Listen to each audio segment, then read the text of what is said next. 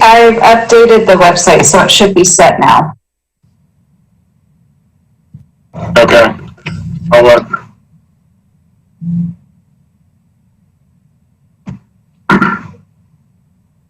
Just let me know when we're live as well. We are live, I believe. We have every councillor present. Michelle, do you mind doing a quick roll call before I call the meeting to order?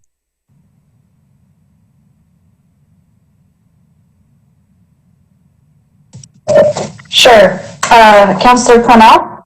Here. Councillor Sweeney? Here. Councillor Hennon? Here. Councillor Fury? Present. Councillor Norton? Here. Mayor Mulfeld? Present. Thanks, Michelle. I'm going to go ahead and call this May 18th, 2020 meeting of the Whitefish City Council to order. Thanks everyone for participating remotely and taking out time of your evening to participate tonight. I'm going to go ahead and ask Rebecca Norton to please lead us in the Pledge of Allegiance this evening. Okay. I pledge allegiance to the flag of the United States of America and to the republic for which it stands, one nation, under God, indivisible, with liberty and justice for all. Thanks, Rebecca. This evening, for the public that are participating, Chris Hunt will be moderating both the communications from the public segment of our meeting as well as the public comment for the two public hearings that we have advertised for this hearing. Council, similar to past meetings, I will call on you individually for comments as we go through our agenda items this evening. But before we get to our first order of business, I'd like to congratulate Whitefish native Maggie Gleason, who was just named free skiing athlete of the year by the U.S. Ski and Snowboard team. As you are all aware, she's a current member of the U.S. free ski team, a two-time Olympian and a two-time X Games gold medalist. So great job. Congratulations to Maggie, and just a great representative and ambassador for the city of Whitefish. Congratulations, Maggie. We'll move on to item 3 of our agenda, which is a consideration of appointing Ben Davis to fill Councillor Hartman's city council positions, which he resigned from on May 4th, 2020. And I want to open this up for comment from the city council, and we're going to go ahead and start with Frank. Mr. Mayor, I would be happy to make a motion actually to appoint Ben to Councillor Hartman's vacant seat. I know of no other person in the city that would be more qualified, given his commitment to date for the very significant contributions he's made to the city and to the projects that we've got on and are ongoing. So thank you. Thank you, Frank. Is there a second to the motion to appoint Ben Davis to fulfill the remaining? That was seconded by Rebecca Norton, Councillor Norton. Any further discussion from the council or comments? I have a comment, Mayor. Thanks, Rebecca. So on the night that we had our election results, Ben came over to congratulate me, and I wouldn't let go of his hands, and I kept saying, no, just wait. I think you probably won. And so I'm very happy that you're going to be on with us, Ben. Glad it's working out the way it did. And even though Melissa stepped down, I think you're going to be a great addition. Thank you, Rebecca. Thanks very much, Rebecca. Any other comments from the council? Yeah, Mr. Mayor, I have a quick comment. So I think I called Ben the day after the election and encouraged him to stay involved and hang in there. And I can tell him, or I can tell you what I told him. It's like, I tried to get appointed, didn't get appointed, ran an election, lost, then ultimately did get appointed on the third try. So it does come around. And I just do want to make a comment about our action of 2 weeks ago. And I know there was some concern, and although I've had pretty much general universal agreement that we made the right decision, is oftentimes in the past when we have filled a seat, we have gone out with an advertisement, the pilot, and looking for letters of interest and gone through an interview process. But I think given the fact that we've had an election in such a recent history and you lost by so few votes, And then also, given the rather extraordinary times that we find ourselves in, was one less thing that we really didn't want to burden ourselves with as a staff and as a council, I think, to go through that whole process. And quite frankly, we got the right person anyway, and I think you would have been the shoo-in had we done that, so welcome. Thanks, Andy. Further comments before we take roll call? Not seeing any. Michelle? Councillor Quinnell, Aye. Councillor Sweeney, Aye. Councillor Hennon, Aye. Councillor Fury, In favor. Councillor Norton. Aye. Thank you. Thanks very much, and congratulations, Ben. Our next item would now be for me to administer you the oath of office. Chris, is it possible to make Ben Davis live, please? He is on. I can't make him any larger than what he already is. Oh, there he is. I just found him. Ben, I wish we were in City Hall to celebrate this, but would you please raise your right hand and repeat after me, please? Absolutely. I, Ben Davis, I, Ben Davis, as a city councillor of the city of Whitefish, as a city councillor of the city of Whitefish, Montana, Montana, do solemnly swear that I will support, do solemnly swear that I will support, protect, and defend the Constitution of the United States, protect, and defend the Constitution of the United States, the Constitution of the state of Montana, the Constitution of the state of Montana, and that I will discharge the duties of my office and that I will discharge the duties of my office with fidelity, so help me God. with fidelity, so help me God. Congratulations, Ben. If I was there, I'd shake your hand, but that'll have to wait. Welcome aboard. Well, thanks. I appreciate it, and I really appreciate the kind words from everybody. So looking forward to working with you. Great. We'll move on to item 4 of our agenda, which is communications from the public. Again, I'm going to turn this back to Chris Hunt to moderate this portion of the agenda. And again, if you're here to comment on item 7B or 7C of the meeting, our 2 public hearings, please wait until I call those 2 public hearings. If there's anything else you'd wish to bring to the attention of the council, now would be your opportunity. And I'll turn it back to you, Chris. Okay, and for the public, if anybody has any comment, either send a chat or use the Q&A, or you can raise your hand using the lower right-hand corner under the right column of the screen.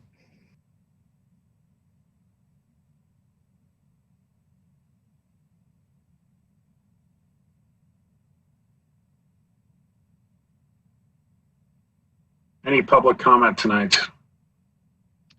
Yes, first we'll have Rhonda Fitzgerald. And Rhonda, you're unmuted. Thank you. I would like to comment on an agenda item you have later on. I missed the public comment period at the last meeting because I couldn't get my audio to work, unfortunately. So I would like to make just a very brief comment about the application for a CUP for a condominium project on West Highway 93. That property is zoned low density resort residential 1. Now the public, your layman thinks that means a golf course house where someone lives. And I know that's what I thought that indicated for that property when we did the corridor planning for that area. And unfortunately, that isn't at all apparently what low density resort residential 1 means, because this is 52 separately owned condominium units in a development that looks to me like it's going to be operated as 52 little mini hotels with separate owners doing short-term rentals, a thing we definitely do not need more of in our community. And will be very, very hard to manage and regulate, as you have seen the last few months. And it just seems so contrary to the intent of a resort residential one low density area. I realize there are ways to get around all the assumptions of what a zone means, but this is definitely not something that the community needs with a whole bunch of sort of fly under the radar, separately owned 3 and 4 bedroom units. And I hope that you will take it upon yourselves not to grant a CUP, because that is given by grace, and this is really inappropriate for the community. Thank you, Rhonda. Appreciate the comments this evening. Further communications from the public, Chris? Yes, we have Richard Hildner, and Richard, you are unmuted. Thanks, Chris. Richard Hildner, 104 5th Street, Whitefish. First of all, Ben, congratulations on your appointment to the City Council. I think it's a position of great responsibility and one that you will enjoy. And again, congratulations. Secondly, with regards to the condominium project on Highway 93, if you decide to approve it, I would hope that you will ask for that $1.2 million of promised revenue for affordable housing up front, perhaps at the time of issuance of a building permit or when they take that first shovel full of dirt. Otherwise, the city may end up in a position where someone would come back and say, oh, this isn't penciling, and you all know what that response is when people say something doesn't pencil. So again, I encourage you to require that $1.2 million upfront right at the very beginning. And thanks again for your service and for keeping Whitefish, Whitefish. Thanks very much, Richard, for the comments. Anyone else out there, Chris? I'm not seeing any further comments. Great, thanks very much. That'll bring us to item 5, which is communications from volunteer boards. I assume there are no volunteer board members participating remotely, so I'll turn it back to the council. Any volunteer board reports from the council tonight? Frank? No real board reports. We have received a request, which I don't think we can honor, from a member of the Bike Ped Committee to take some action about removing a overhanging tree that's actually apparently hanging in the Whitefish River south of the Columbia River, or the Columbia Bridge.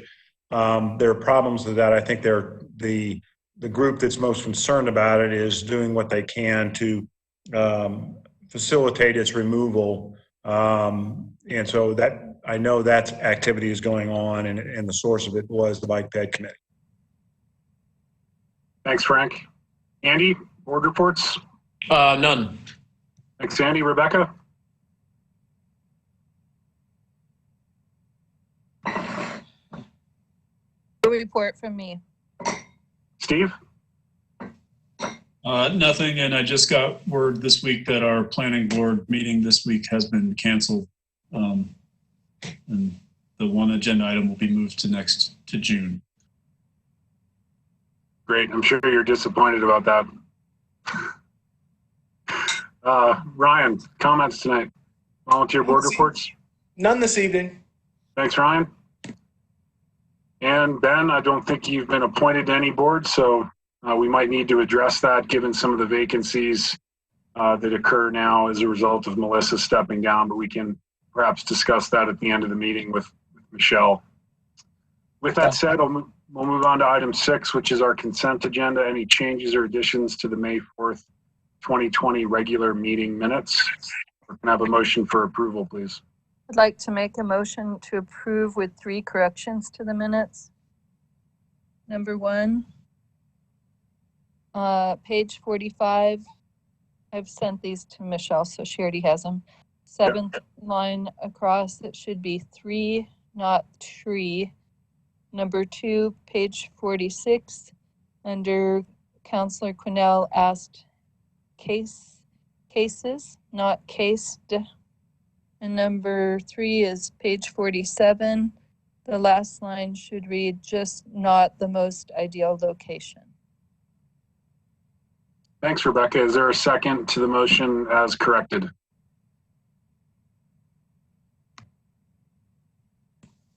I'll second. Seconded by Councillor Sweeney. Further discussion? Michelle, roll call, please. Councillor Quinnell, Aye. Councillor Sweeney, Aye. Councillor Davis, Aye. Councillor Hennon, Aye. Councillor Fury, Aye. Councillor Norton. Aye. Thank you. Thanks very much, Michelle. That carries us quickly on to our 3 public hearings this evening. And we will start with item 7A, which is a consideration of a request from Ronnie and Sharon Kyle for a conditional use permit to develop a 52-unit condominium project located in 3 buildings, located at 1515 Highway 93 West, and the property is zoned WRR1, which is our low-density resort residential district. This will be WCUP 20-07. We held the public hearing at our last meeting, and the council elected to close the public hearing. Therefore, I'm going to go ahead and turn it back to staff for any additional information that's been presented since the first hearing. Okay, so again, you folks held the public hearing 2 weeks ago and then closed the public hearing to continue it until tonight's meeting. You had a number of questions, which are in my transmittal to you. One of them was, what is the 90-day from the date of application? And that would be May 31st, so here coming up in a little bit. There was a question about tree preservation, and the applicant did provide a tree preservation plan, just sort of general areas of where trees would be located that they'd like to save. That's on page 137 of your packet. And then also condition 10B addresses tree preservation. And the condition says a tree preservation plan must be submitted along with a landscaping plan identifying healthy, long-lived trees to be preserved, and such trees must be protected during construction with fencing and maintained during construction. So you could certainly move that final sentence up to condition number 2, which is the conditions about engineering plans and construction, or repeat that condition, that sentence under condition number 2 if you'd like. There was a question about garbage and bear-proof garbage cans. The applicant has indicated that garbage will be located within the underground or under the building and hauled out to the entrance for pickup on the day of delivery. City code for citywide limits the hours resident trash containers can be located outside of their enclosed home or garage, or if it's an animal-resistant container, when it needs to be relatched, and it would appear that what the applicant is proposing to do does meet those standards. There were some questions about the fee in lieu payment, and the question was kind of twofold. One is paying the fee versus providing the units on site, and then also the timing of the payment. You folks will remember when the affordable housing program was developed, it was recognized that there would be some places that wouldn't be suitable for affordable housing due to high property taxes. We thought about like Iron Horse subdivisions or something on the lake, or high homeowners association dues. Again, Iron Horse comes to mind when you think of that. A predominance of short-term rentals, on-site development consisting of condominiums. We know those are really difficult for financing. And then locations far from schools or transit. This particular project meets 4 of those 5 circumstances identified in the regulations. As such, there's an option for paying the fee at 1.5 times the rate. And it is the role of the council to review and approve alternative means of compliance. And then the administrative procedures, when thinking about the timing of the payment, does state that the fees are to be paid at the issuance of building permit or at final plat. However, an applicant may propose an alternative to this timing subject to the council's approval. The applicant is proposing to pay the fee of $1,216,072 at the time of fee of O for each of the 52 units, which would result in a fee of $23,386 per unit. The housing authority has reviewed this, and the building official has reviewed this, and we're all comfortable with this option. part of your question was about how the C of O would work in this situation. The applicant would get a building permit for the shell of the building. And as you can see on the screen, there's 3 different buildings. So they get 3 different building permits for the shell. And they would be complete for items such as sprinkling, alarms, exiting, fire separation, and the ADA requirements. Then the applicant would obtain a building permit for each of the condominium units, and there's 52 of them again, so there'd be an additional 52 building permits. Building permits are valid for 180 days, and continuous progress needs to be shown. And the building permits just can't simply linger without completion. If the city hasn't completed any inspections in about 3 or 4 weeks, they'll do a compliance check to see what sort of progress is being made on the project. If no progress is being made, the inspector will have the building official contact the builder to find out what's happening. The building department has had great success with this method, and it keeps building permits moving through the process to C of O. Builders and developers also don't want to let their building permits linger, as they have subcontractors to pay and financing obligations. There's really no advantage to letting building permits just simply sit without any action. One way to think about this is sort of how our impact fees, those are paid on a per unit basis at the time of building permit, and that's essentially what these folks are requesting.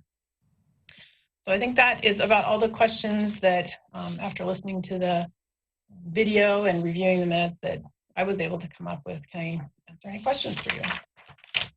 Thanks, Wendy, for your staff report. I'll start with Councillor Sweeney. Any questions for Wendy? Yes, Wendy, one of the things that was discussed, I think was referenced in the staff report, that their plan was to have an on-site manager. I did not notice that that was a requirement under the conditions of approval, that they have, in fact, an on-site manager. That's something that they're proposing. Okay. That they are or are not? Sorry, Wendy, you cut out. Oh yeah, that is something that they are proposing. That isn't something that we required or conditioned. But it is something we could condition or require, correct?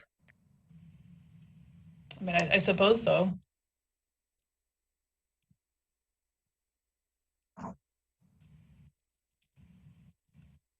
Given it's a CUP, I think it's completely within your discretion, Frank. No, thank you. I appreciate that. Thank you. That's all the questions I have. Andy.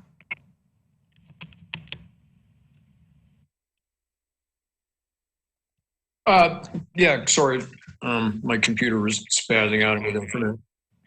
A couple of questions on the building permit process, Wendy. I think, one thing that's concerning all of us, obviously, is the timing and the payment of the cash in lieu money for the Legacy Homes program.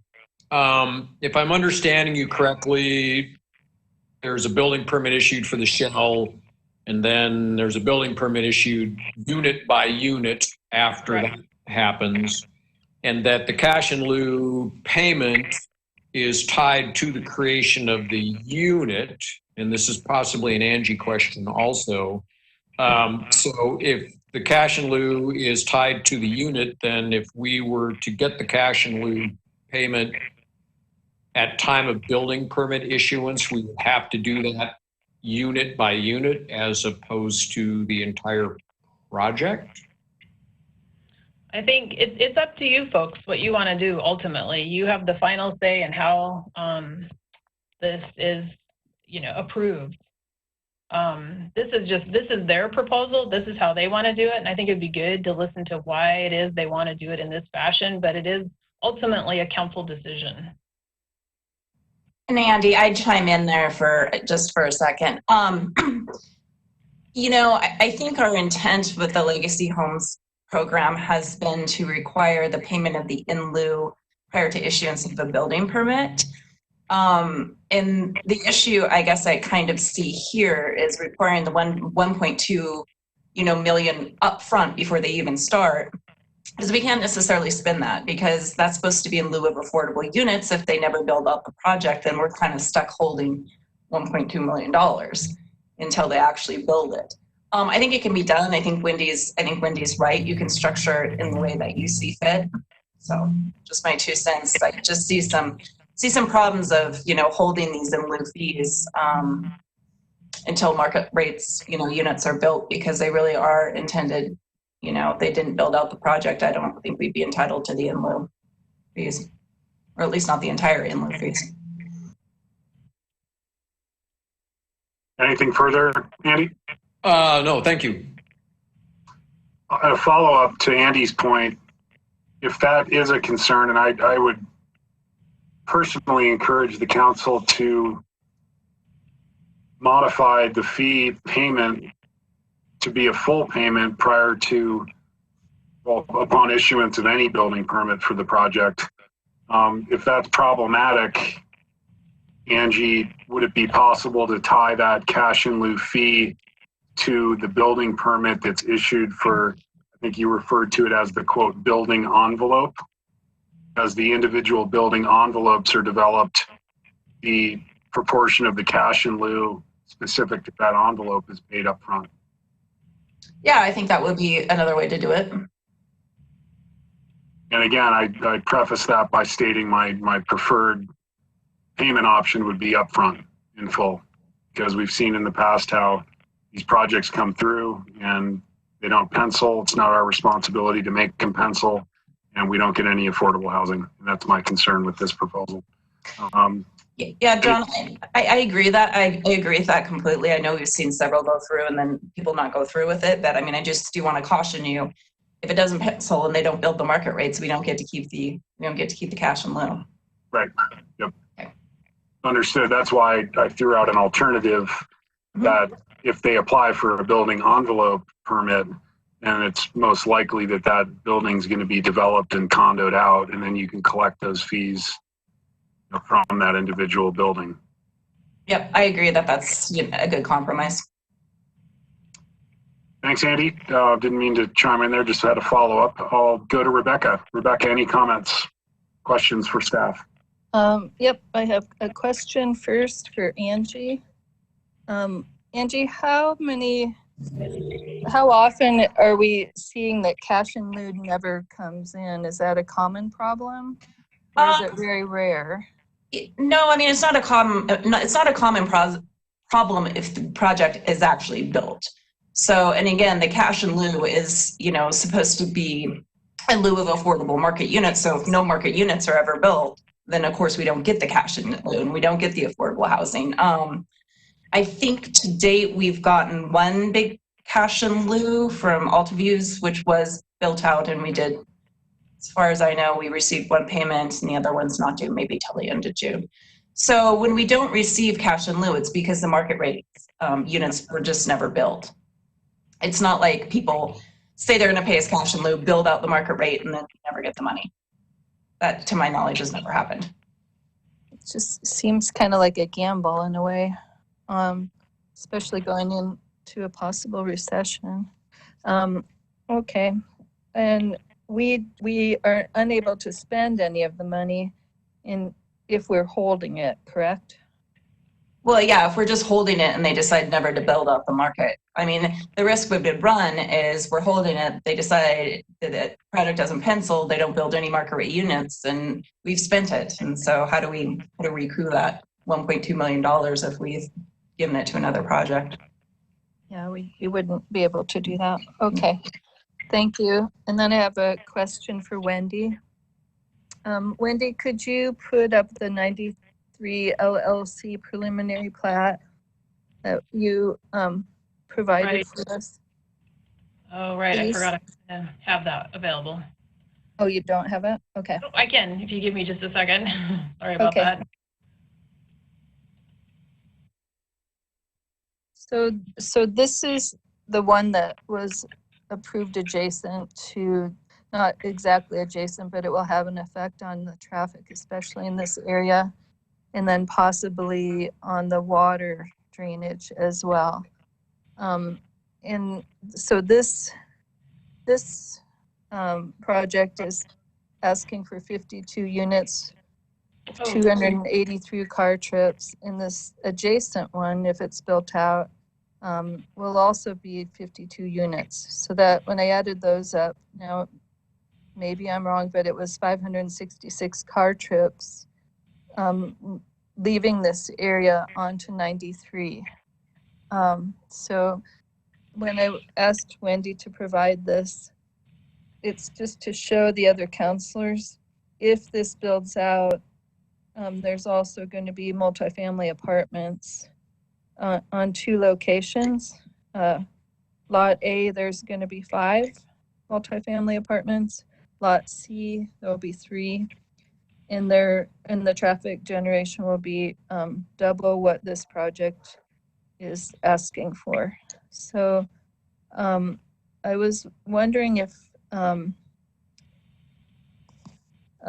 okay, I just wanted to make that point that we have already approved that project. There's been some delays over the years in getting it going, but that is why the highway was designed as it was in that area, to accommodate this other project. And then I had a question for Craig, if he's there. I'm here. Okay, hi Craig. Just wondering, with both of these projects, is there any risk to the golf course if the drainage doesn't work?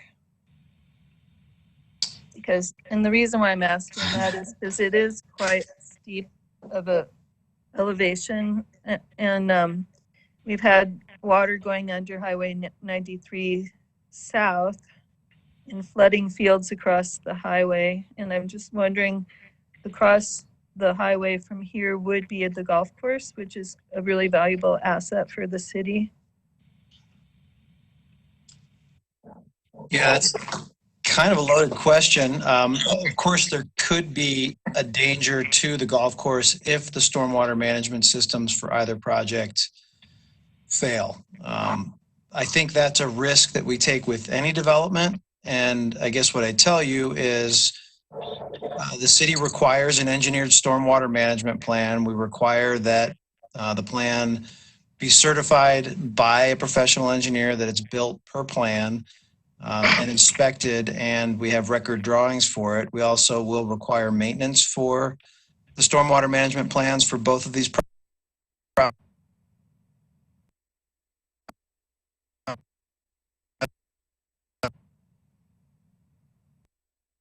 I think it's mitigated through all of the measures the city puts in place through our development. Okay, thank you. And while I've got you, does this many car trips, close to 600 per day at that new intersection, would that, it wouldn't lead to a light or anything like that, would it? It's not enough to trigger that? A light when you get, you mean into town? Yeah. Closer to town? I mean, obviously there's already signals at, Baker and Spokane. That many trips per day wouldn't warrant a signal anywhere between these intersections and downtown Whitefish. But they're relatively small percentages when you look at the total daily trips, in excess of 9,000. All told, I think we're looking about, at total build out, about a 4% or 5% increase. Okay. So I don't see a warrant for a signal being created. Okay, as long as you're comfortable with that. Okay. Yeah, I guess the one thing I would say is with the 93 LLC project, although it's been through a few different iterations through council, the first design of that project came and was approved before the 93 West project was built. So the intersection was constructed for that. There already is a left turn lane. And yep, as Wendy's showing. So that'll definitely help mitigate any traffic impacts, especially, backing up traffic when there are vehicles waiting to turn left. And then the same with, this Kyle development. They've actually worked with MDT to move the ingress egress a little bit further west of the median to try and create a little more stacking and help or prevent any backups from a vehicle or a couple vehicles waiting to turn left. Okay. All right. Thank you. That's all I have for now. Thank you. Thanks, Rebecca. Councillor Cornell. Thanks, Mayor.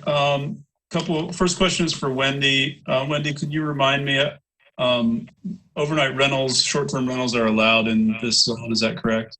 You are correct. Okay. And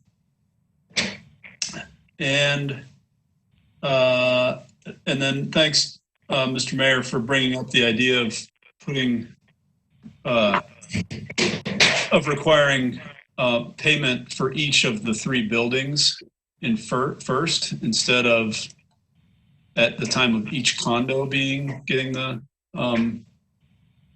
their certificate of occupancy before getting the money for each of those. That was going to be my suggestion later on, is that we look at this building by building. If we don't get the money up front, all of it, that would ease a lot of my heartburn about the affordable housing component of this. And then Wendy, again, on that drawing you just showed about Highway 93 LLC, it looked like the last update was 2015. How long are those PUDs? Right. How long do those last? It was actually approved in 2018. It expired this 2015 plan, and so they had to come back through, but they used the exact same plan from 2015. Okay, and then how long do they have before they have to start doing something with this PUD, since it was approved in 2018? Yeah, and it was also flat. It's a 3-year approval. Okay. And I believe they've been working on their engineering plans. Craig could probably confirm with that. Yeah, we've gone back a couple times. They're working, they've switched engineers. Their original engineering team was Paul Wells and WMW. And they had an ecologist that is no longer in the game, so to speak. So they're working right now with TD&H, and we're going back and forth with them on engineering plans. I think we're fairly close to a final approval of their engineering plan. So I assume they may be under construction this summer. Okay, thank you. And then my last question is for you, Craig. Just a clarification. We don't have any control over where stoplights are put on state highways, do we? We have very little control over where anything is put on state highways. There's certain projects that we do with the state where we work together and come up with agreements for future maintenance. But no, we really don't have much control. They have a very specific process for determining when certain traffic control measures are warranted. And so, for future stoplights, they would go through that warrant process. Okay. Thank you. That's all I have. Thanks, Steve. Councillor Hennon. I have no questions at this time. Thanks, Ryan. Councillor Davis.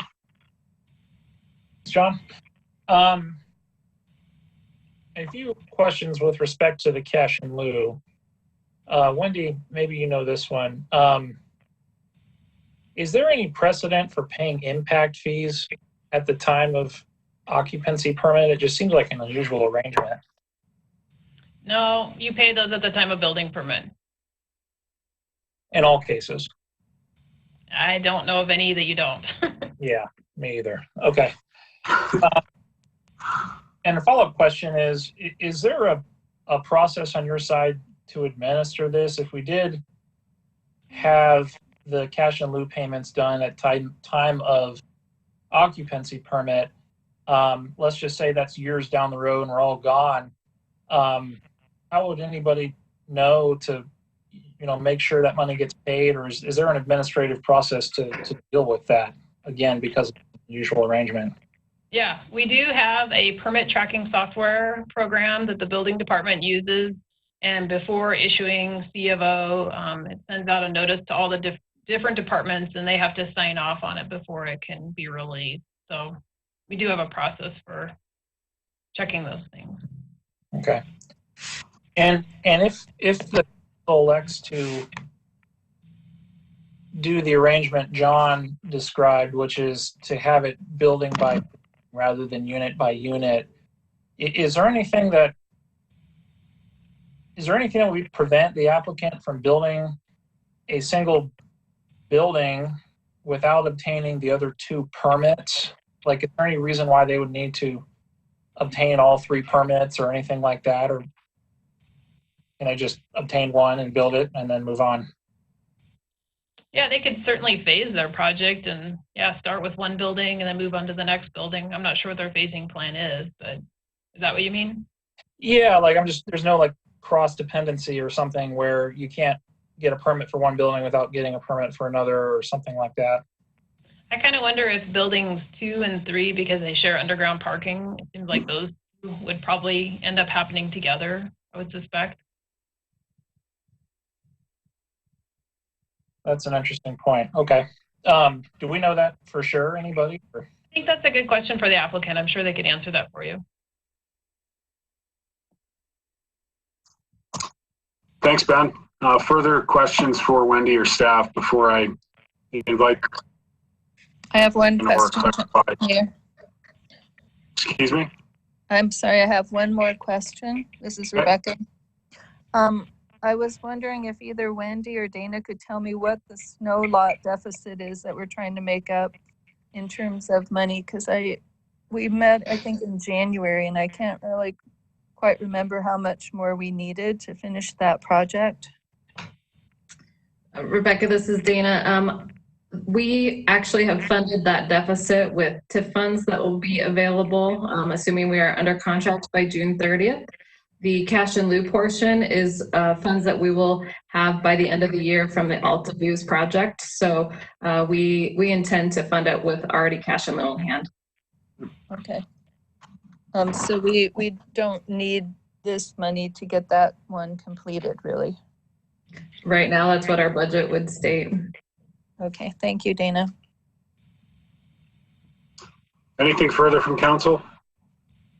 I'm going to go ahead and invite the applicant to share new information, clarify any questions that have been asked of staff this evening. And Chris, if you could go ahead and invite them to the meeting, I'd appreciate it. Okay, I've unmuted Sharon Kyle. You're available to speak.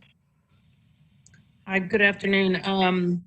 This is Sharon Kyle. I believe, Eric, are you on? Let's see, is it Eric McCulhey? Mm-hmm. Yep. Okay, let me get him unmuted. He is unmuted now. Hello, can you hear me? Yes, sir. Okay. Yeah, I would just like to state thanks for your consideration in this project. We did send a letter that to you for this meeting that addressed we hopefully most of your questions from the last planning board regarding the payment of the cash in lieu of affordable housing. Our preference is to do it by unit, and as you guys are working through your discussion, maybe it's not at C of O, maybe it's at the building permit for each unit. But because this project is going to require some intensive groundwork, and buildings 2 and 3, they are connected by their underground parking. So the foundation system for buildings 2 and 3 essentially happens at one time.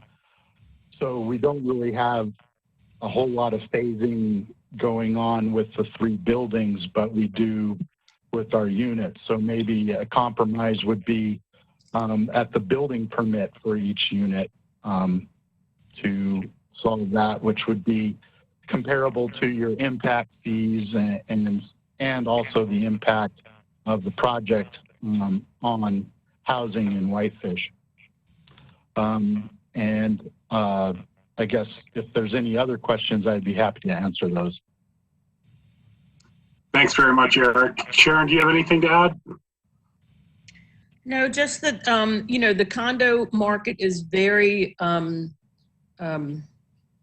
difficult right now as far as from a financing thing on your financing markets. And to pay $1.2 million for 52 units that we're not going to start all at one time as a soft cost, when you consider the price of the property in relation to that, it's a really big spend. And so the financing markets just they don't like it at all.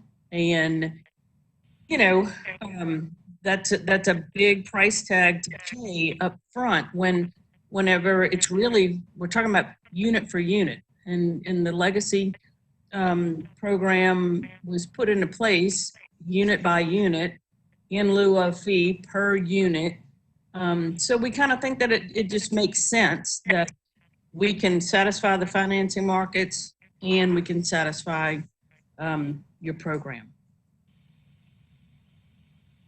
Thanks, Sharon. Appreciate your comments tonight. Are there any questions of the council for either Sharon or Eric Mulcahy? I've got a question for either or both. Is the plan phasing for this such that your plans are to effectively do the infrastructure first, which would include the building shells, or at least the foundations for each of the buildings, and then move from there to building permits per building? Well, I agree with what Eric was saying. I think the infrastructure is such that one, we would like to go and do all of the complete project infrastructure at one time. Building 2 and 3, since it does have a connectivity with the garages, I believe that, that has to just be done at one time. So what building we start building out first, that really hasn't been decided. That'll have to do with unit mix and marketing and phasing and those kind of things.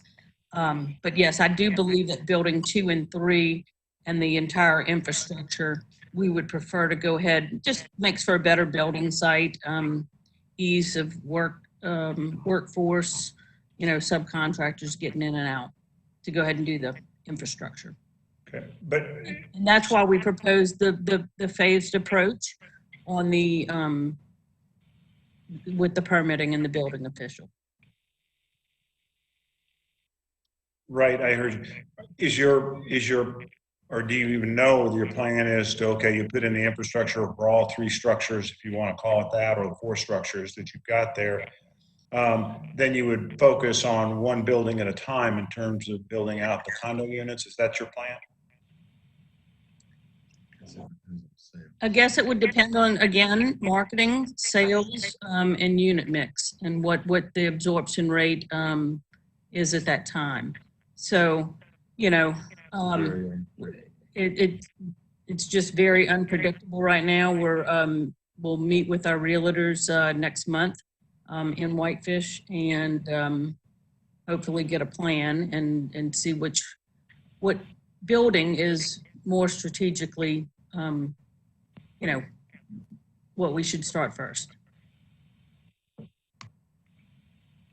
Thank you. I'm sorry to take so much time, but thank you very much. Oh, no. You're welcome. Rebecca, did you have a question? I do. Thank you. The first question I have is, why are you going with condos and not townhomes? Townhomes are much easier to get financing for, and I'm just wondering what that decision, why are you doing that? I'll answer that, Sharon. Sure. Townhomes, you actually subdivide the dirt, and so you can't stack them. And so condos, you can have a first floor with units, a second floor with units, and the third floor with units. With townhomes, you can have a 3-story unit, but it's all confined within a single footprint. Okay. Thank you. And then the other thing is, I asked the planners, you're anticipating a price of upwards of $500,000 for each go to market? Yes. Okay. More than that even, perhaps? It would be consistent with the going market rate right now, price per square foot, yes. Okay, thank you. And the only other, well, I guess that's it for now. Thank you. Thanks, Rebecca. Further questions for the applicants or staff? If not, I would prefer to move this forward with a motion in either direction, and we can begin deliberations from there. I'd make a motion, Mr. Mayor. See where we end up at here. I would move to approve WCUP 20-07 findings of fact staff report, and subject to the 12 conditions of approval, amending condition number 11. I have to find that on my other machine over here. Condition number 11 would now read: compliance with the Legacy Homes Program approved housing mitigation plan to be met through the payment of a $23,386,000 per unit charge at the time of issuance of building permit for each unit. Building permit phasing will meet building code requirements. And if I get a second, I'll speak to that. Thanks, Andy. Is there a second to the motion? I'll second it. Seconded by Councillor Quinnell. Andy. Okay, I think we're all struggling with, and certainly what we struggled with 2 weeks ago, is when and how we get the money. My preference is to get the $1.2 million up front, but understanding now that money can't be used until the units are actually built, there needs to be that direct tie. Next option there, obviously, is we could do it building by building. My concern there is that, again, if they don't finish out the units in there and we take the money building by building, we're just going to end up having to give it back, and we're not going to be able to use it until the units are actually built. So I think that becomes problematic. If we do it unit, and my other thought on that too is that if they build a shell, they're probably going to build that thing out. I mean, I can't see that they're going to go in there and build one unit and wait for 6 months and then build another unit. And my guess is they're probably going to move through with the project once they put the shell up. And so I'm just kind of thinking that the other part of it is that we have direct access to the money at that point, that we can put that money to work as soon as that building permit's pulled, because we know they're building the unit and it's done. So anyway, that's my thought on it, and there you go. We'll start with council comments to Andy's motion. Frank, any comments? Yes, Mr. Mayor, a couple. I have that I would like to make a couple of what I'll call friendly additional amendments to the conditions of approval, if I may, at this time, or would you like me to wait for another point?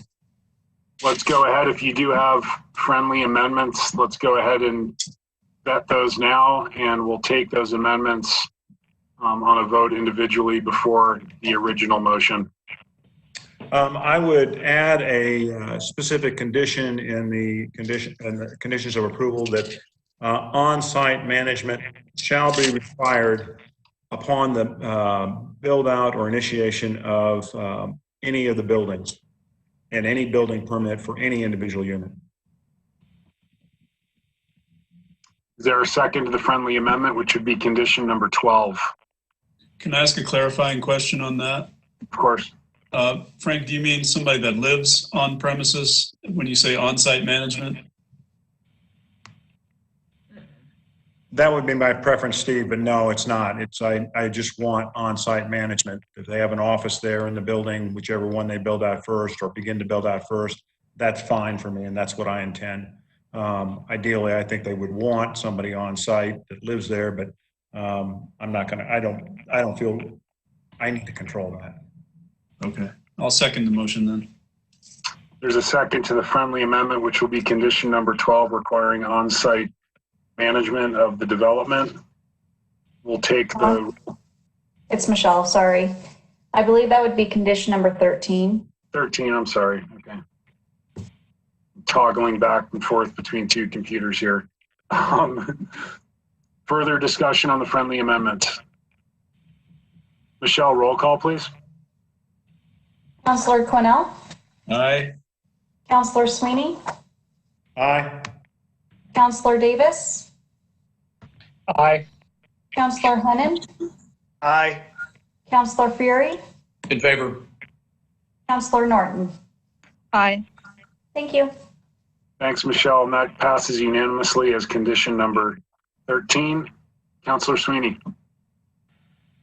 You know, the other, I don't have actually another amendment. I would like to discuss Andy's requirement for payment of the cash in lieu and float another idea out here. And one of the concerns that I have, and I think we have is the timing of when these payments would be made. And on a per unit basis, okay, that's a step in the right direction. But I think once this, in terms of when we effectively have the impacts on our community of no affordable housing within this development, it's when they put the infrastructure in. And it's certainly when they begin to build on any one of the buildings in terms of finishing out units. And so it would seem to me that there's some logic, at least in my thinking, that at a minimum, that upon the pulling of a permit for building out any unit in any one building, they should be required to pay the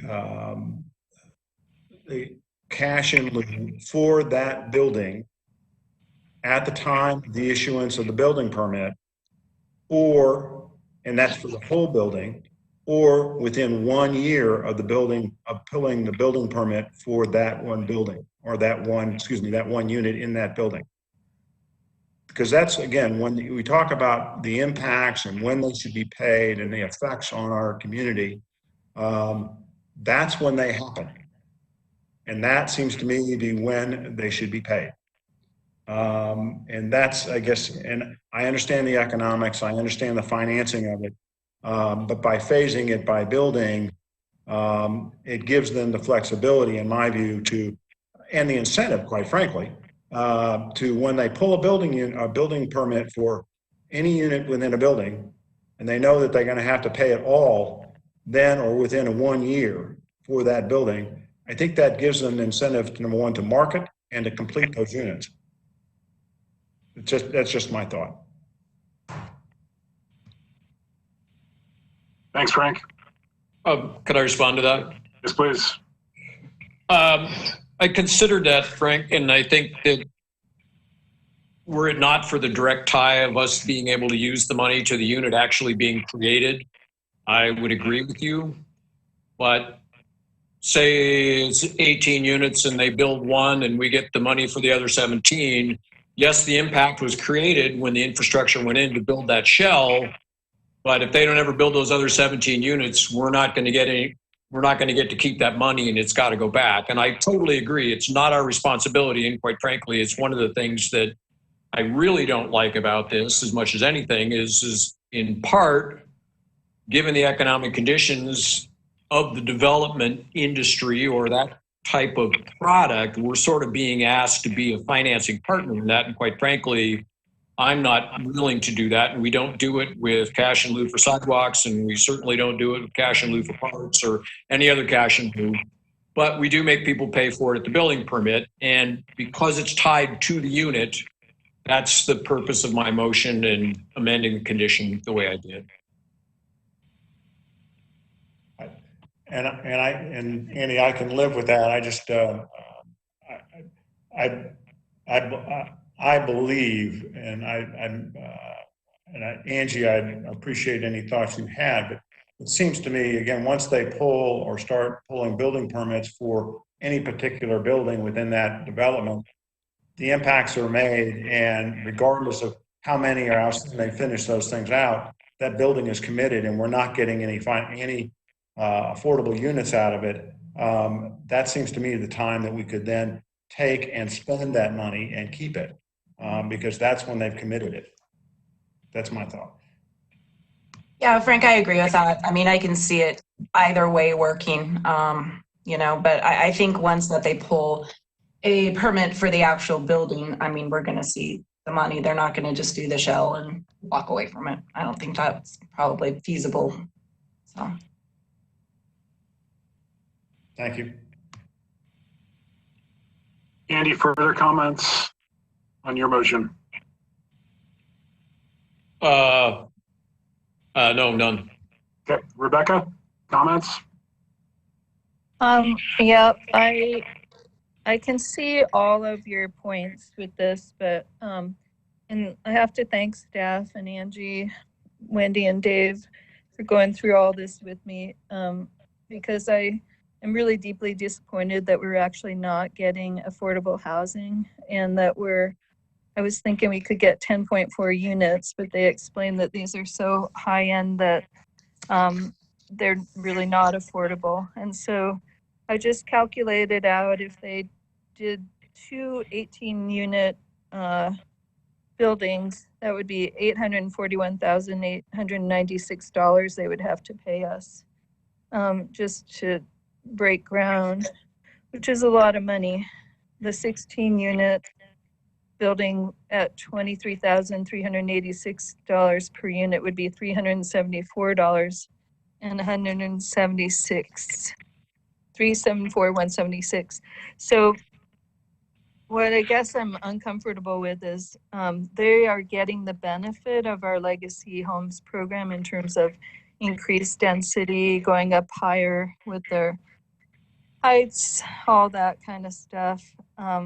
But if we don't dial in how this money will actually trickle into our affordable housing program, we're just still kind of in the same boat. We're getting more and more expensive, and we're not actually giving the people that live here a chance to have a home.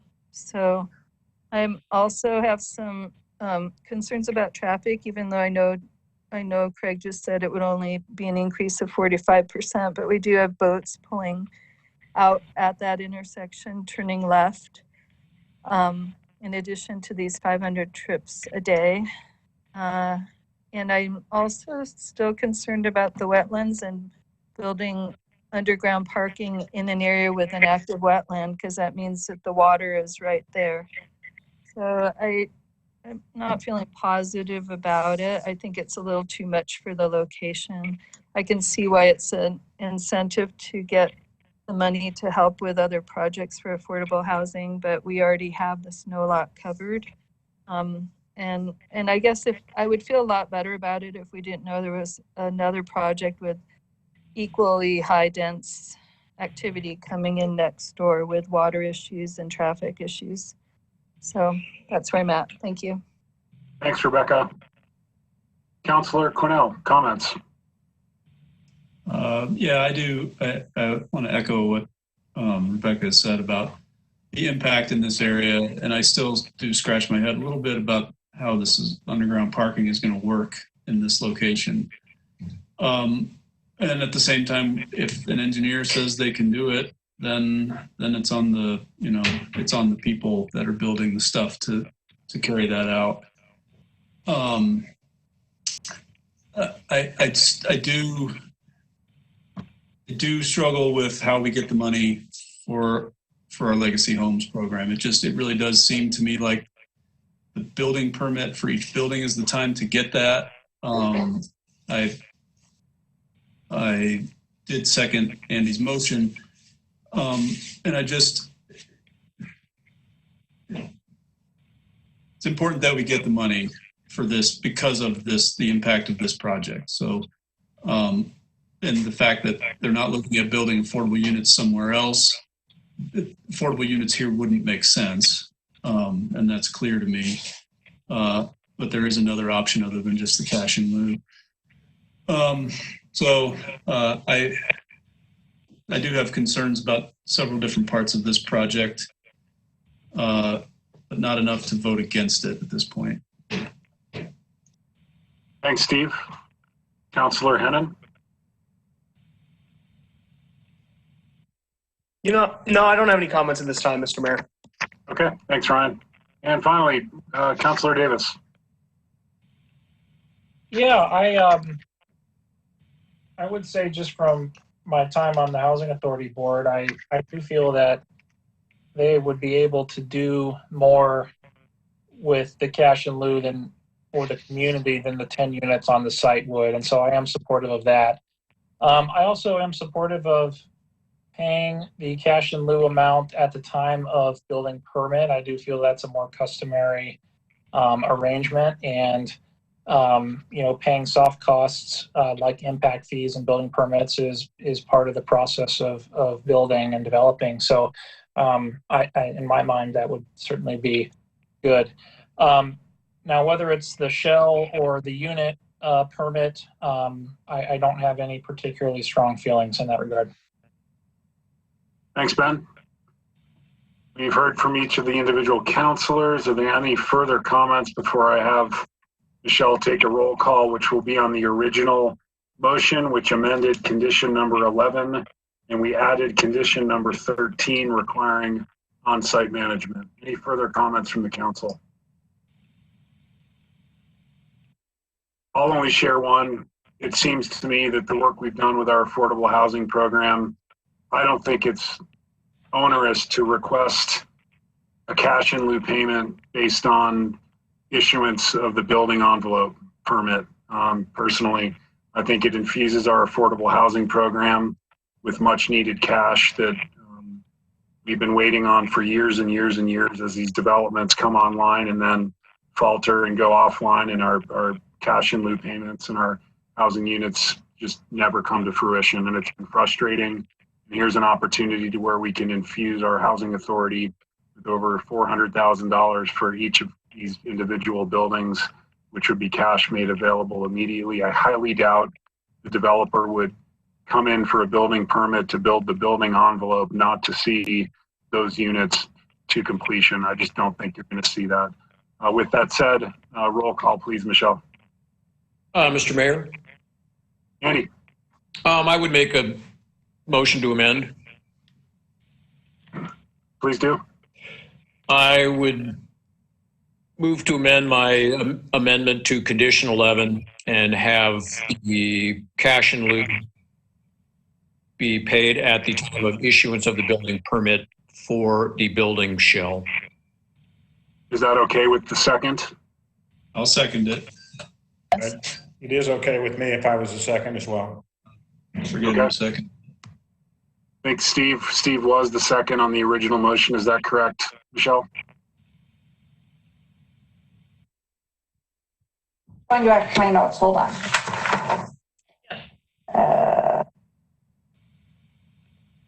Cornell was the second. Okay, just for the record, Steve, you are okay with Andy amending that condition number 11? In full support of that, yes. Okay. I guess I'd speak to that very quickly. I think when I looked at this, I looked at it kind of both ways. Is one, if they build a building, they're probably going to build all the units. So you could look at it. It's basically, they're probably going to pull all the permits for all of the units in one building once they do that anyway. So my thought, doing a unit by unit, that would probably come in that way, but this way it does guarantee that that would happen, and I'm perfectly comfortable with doing it that way. So. Thank you, Andy. Michelle, roll call, please. Councillor Quinnell? Aye. Is this for the entire? For the original motion as amended, condition number 11 and added condition number 13. Okay, I'm in favor. Councillor Sweeney? Aye. Councillor Davis?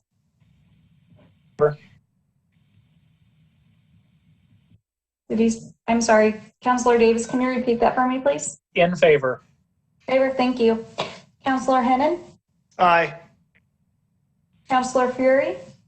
In favor. And Councillor Norton? Opposed. Thank you. And the motion does carry on a 5-1 vote with Councillor Norton voting in opposition. Thanks very much, Sharon and Eric, for participating this evening, and Wendy for the presentation. And with that said, we will move on to item 7B of our agenda, which is ordinance number 20-9, an ordinance amending Title 6, Motor Vehicles and Traffic, Chapter 1, General Traffic, provisions in Chapter 2, Stopping, Standing, and Parking. And this will be on a first reading and appears on page 154 of the packet.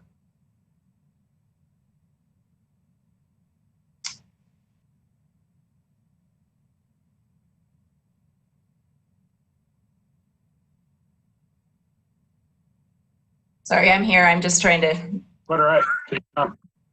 figure it out. Okay, can you guys see that content? Or no? Yes, we can. Can you? Okay, perfect. The ordinance was pulled up. Now we just see your desktop. Oh, darn it. Okay, well, maybe I won't share my content then.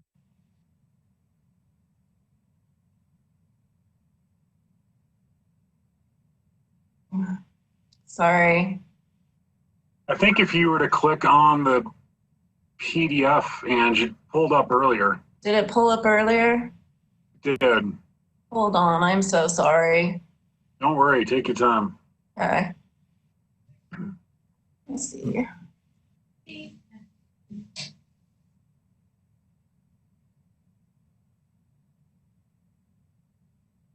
Anything now? No. There you have it. Is it? It's up? Okay, great. Thank you. Sorry. It's my first time sharing content.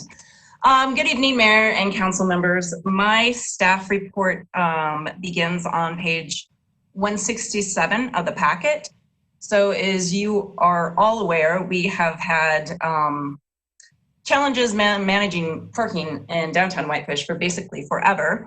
So a few years ago, we contracted with Dixon Resources Unlimited to review our existing parking conditions, analyze some previous reports, and create a parking management plan.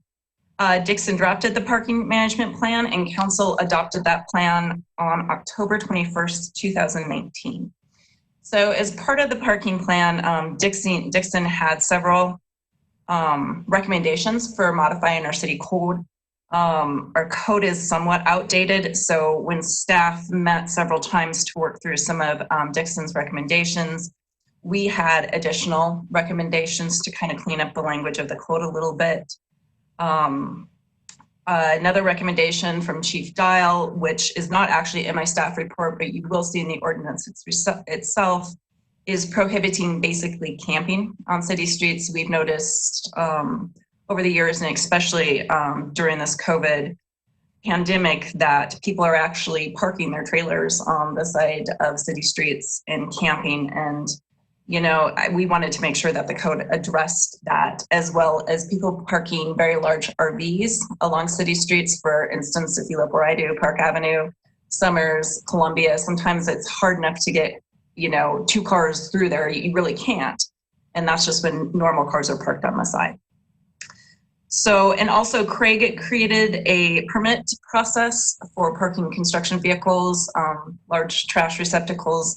We've talked, I think, for the past year about permitting that, but putting some bookends on it too. So they're not, big trucks aren't parked there for days and days on end. So just some of the proposed updates and modifications, and we can certainly go all the way through the ordinance if you so desire. If you don't want to, I completely understand that. And just as a side note, the reason we're bringing it to this now is so hopefully it'll be in effect by July 1, when we really probably will be seeing more tourists coming in. And it was important, I think, at least to Bridger, that the no reparking provision come into effect so we can deal with tourist traffic. So the proposed updates and modifications include giving our city manager the authority to designate parking signage, loading zones, and limited parking areas. And the intent in Dixon's recommendation was really, we shouldn't have to bring, and you guys shouldn't have to be burdened with every single change to a limited, you know, parking area. And just giving Dana or whomever our city manager is the discretion to really do that without having to take every decision to council. We added a definition of transportation network company to address the emergence of companies such as Uber and Lyft. We removed outdated language addressing push carts, hacks, ice cream stands, popcorn stands, etc., because I don't think that those have been a big issue right since 2012. We created flexibility by removing language in the ordinances that specifies exact streets where you can't park, and it specifies where parking is limited. Dixon's recommendation is you want to have as much flexibility as possible in your code, and by actually listing those in the code, it's not really flexible. Every time we have another no parking on the street, we have to completely update the code. So it really just covers where there's no parking, not by setting it forth in the code, but just through the use of signage and markings. The no parking provision basically prevents people from doing the Whitefish shuffle in downtown. As you know, there's 2-hour parking. Somebody will back out of their space and park right in the next space. So it prevents reparking in a block face, which is defined as one intersection to another in both sides of it. And again, as I mentioned before, it controls construction vehicle and equipment parking through a permit process. Dixon also suggested that we add some language to the code regarding permit parking zones, and shared mobility devices such as scooters, etc. I think those are really good recommendations, but at this point, our parking implementation committee hasn't met because of the pandemic, and so I think at this point, we just kind of need to deal with what's most important this summer. We can certainly revisit those. I think we intended on having a work session with council regarding shared mobility devices to get your guys' thoughts about whether or not we outlaw them outright, or we have some sort of permit process, and we haven't been able to do that yet. So just to run through really quickly the ordinance, I'm not going to read the whole thing to you, but as you can see, it gives Dana, our city manager, the authority to arrange for signs. It does require a sign for enforcement. One of the issues we've had is, people getting tickets and saying, "Oh, it wasn't signed," or "it wasn't signed appropriately." We got rid of all the old language about hacks and popcorn stands. Let's see. A lot of this stuff truly is just kind of housekeeping. As I mentioned before, it was important to Chief Dial, and I think a very good idea, that we made it explicitly unlawful for people to park their campers along city streets and camp there. And for anyone to store camper recreational vehicles on the streets, again, it's a traffic control problem. Angie, quick question on that item. Sure. Yep. So item D, so it's unlawful for any person to store or leave. What defines storing a camper or RV vehicle? Like, what if someone's leaving the next morning, and I might be splitting hairs here. They're leaving in the morning, they're loading their RV. This happens in my neighborhood all the time. I have no problem with it. And it sits out for the night or the weekend in advance of them departing for their trip. Yeah, John, I don't see that as a problem. I think the bigger problem is that we have people that are not just loading, they are parking it there. And one instance that Chief Dial gave me is, they'd had it parked in front of their house. The police told them, please move it. I mean, you're impeding kind of the right of way, and they just moved it to the other side of the street.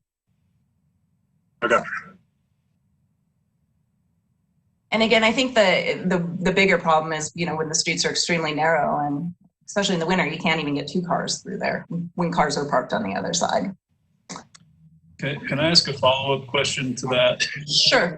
Does that include boat trailers, snowmobile trailers, that stuff?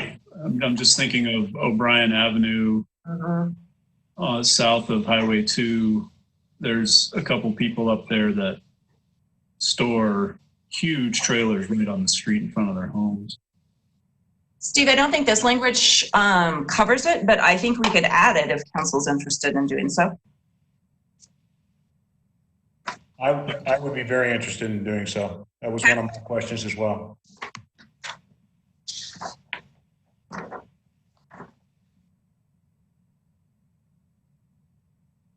So to that point, where I live on Idaho, throughout the summer, the overflow parking for City Beach is my neighborhood.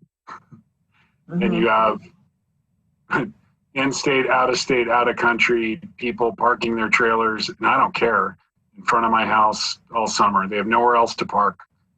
Would this prevent that? Or prohibit, I should say? I don't think it would prohibit it, John. I mean, well, leave upon any city street. Maybe we put some parameters in it as what is store or leaving. Maybe it's over 3 hours, you know? Yeah, there's got to be some metric we're measuring this on or by. It seems like if it's your personal stuff, you're going to leave it there for more than like 3 days. But if you're visiting and you're visiting a friend, you're not going to have it there for more than 3 days. That somewhere around that would be my preference.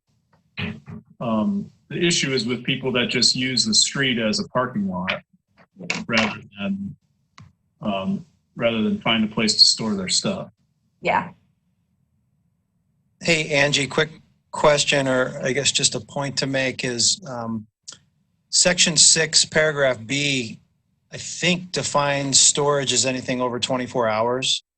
So if you're not moving a vehicle or a trailer or a trash receptacle at least once every 24 hours, then you're in violation. Hey, Angie, it's Bill. That's correct. Okay. Thanks, Craig. I think that's a good point.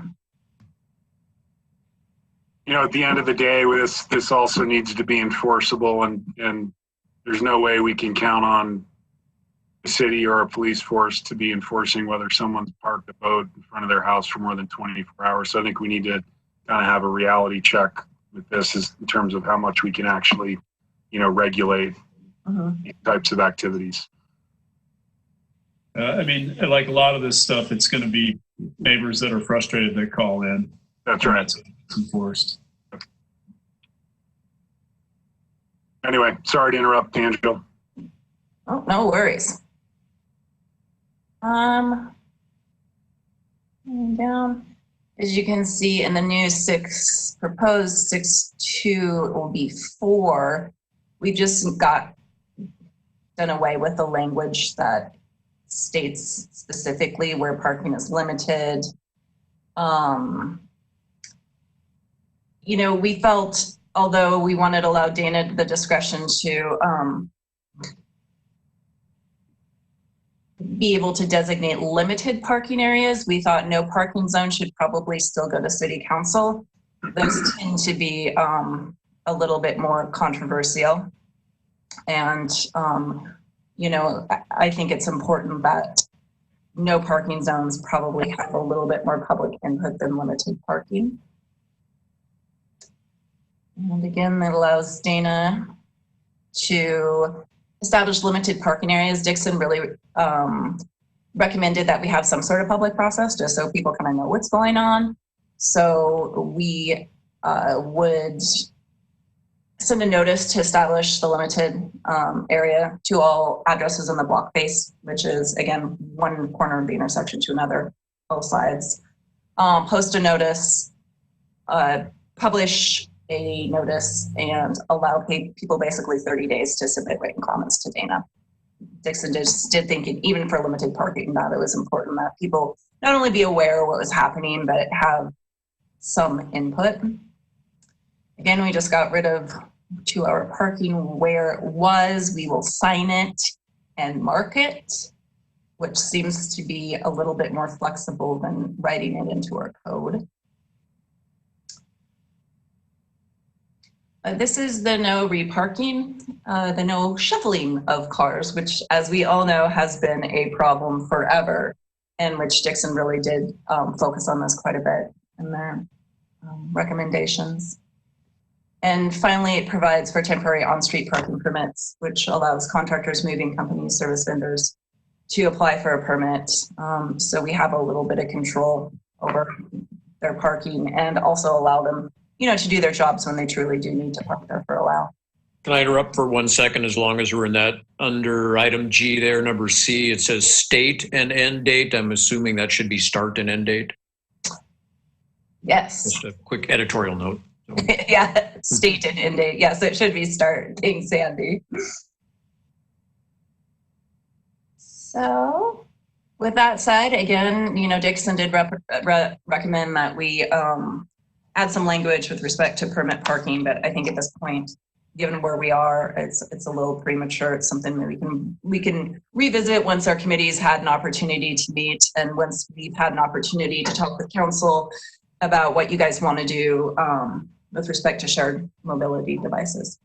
So with that said, staff does recommend that you adopt the proposed ordinance, and thanks to everybody, Michelle and Bridget and Craig and Bill and everybody else that helped with this. It was kind of an undertaking, but we thought it was important to get it done before the tourists hit. Great, thanks, Angie. Any questions for Angie from the council before we go to our public hearing? I have one question, Mayor. Yes, go ahead, Rebecca. It's under 6.2. It says manner of parking under number A, and it reads, in delineated angled parking stalls, motor vehicles shall park at an angle of 52 degrees to the curb with the right front wheel as close to the curb as possible. So I think that might be a little too specific.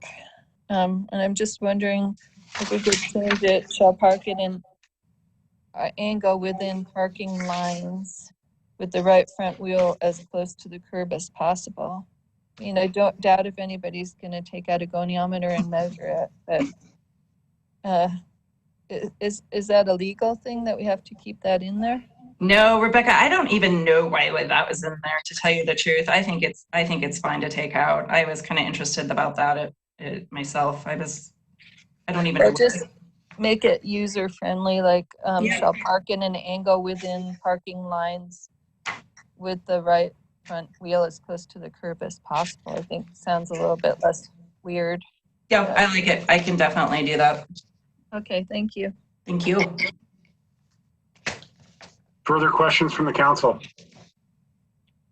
Just one question from me. And just to confirm my understanding, Angie, did I hear that within language, if you have a camper, you can park it for up to 24 hours within this language here?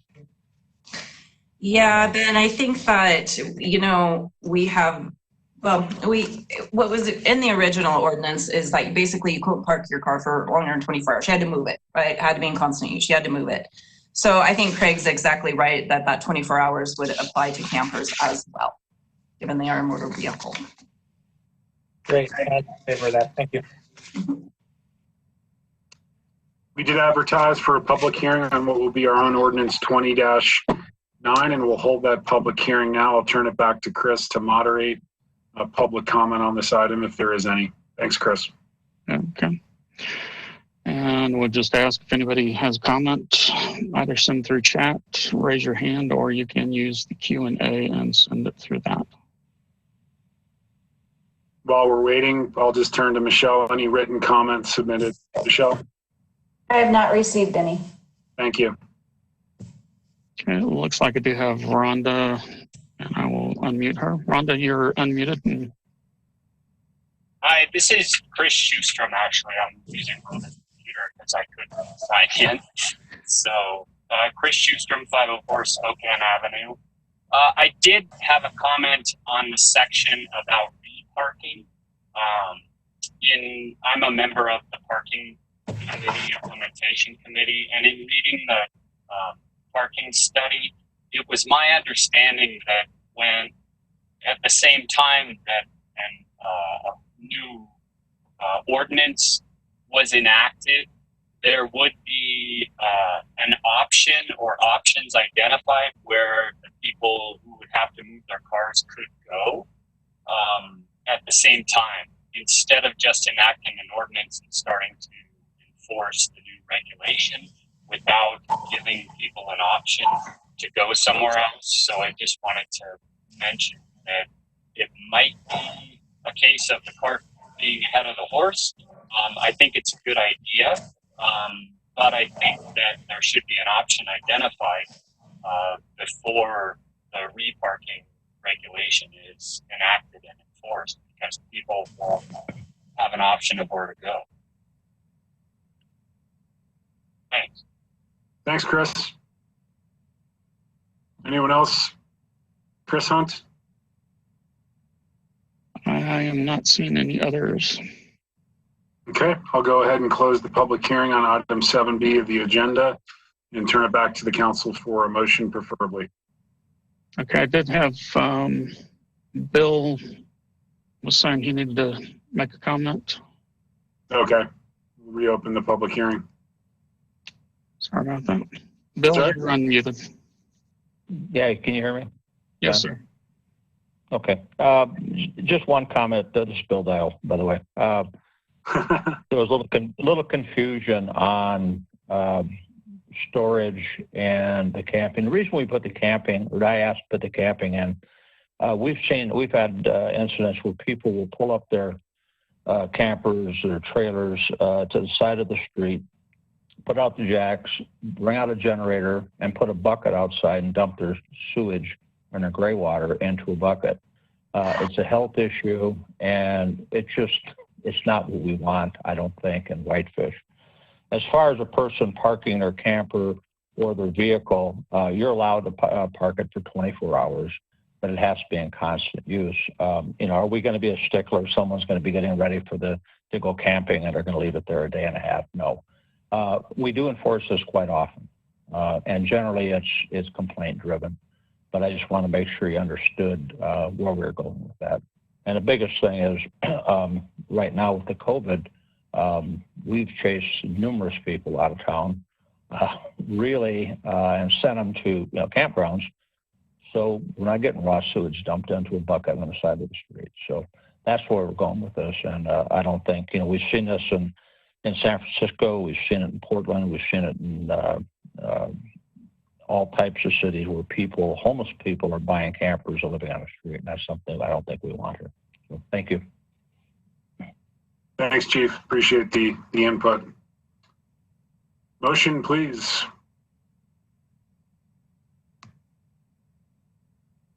Mr. Mayor, I would move to approve adopt ordinance number 20-09, I believe. An ordinance amending Title VI, Motor Vehicles and Traffic, Chapter 1, General Traffic Provisions, and Chapter 2, Stopping, Standing, and Parking. Thanks, Steve. Is there a second to the motion? Second. Seconded by Councillor Norton. Steve, would you like to speak to your motion? I don't have anything further to say. I think the report says it all. Thanks, Steve. Roll call, please, Michelle. Councillor Cornell, In favor. Councillor Sweeney, In favor. Councillor Davis, Aye.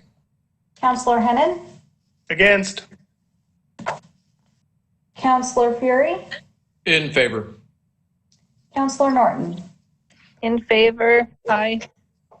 Thank you. Thanks, Michelle. And that motion does carry on a 5-1 vote with Councillor Hennon voting in opposition. Do folks need a break or can we keep pushing forward? Forward. Okay.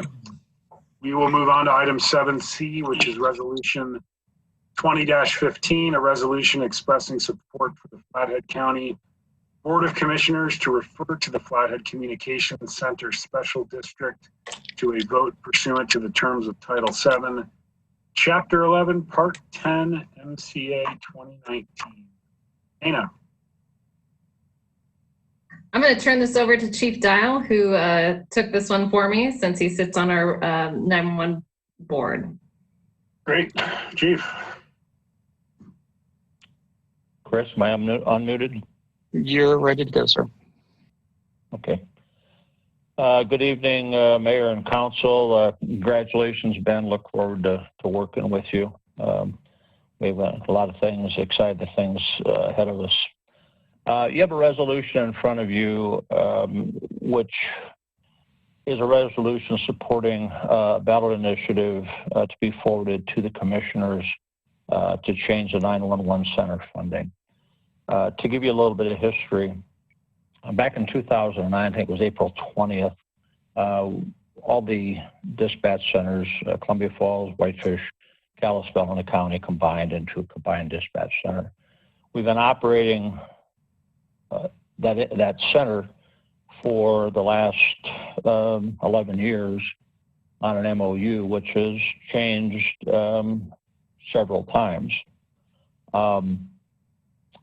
We've had one ballot initiative that failed by 10 votes back, I think it was in 2011, and to fund the 911 center. And then there was another initiative to start a special taxing district, which didn't even make it to the ballot.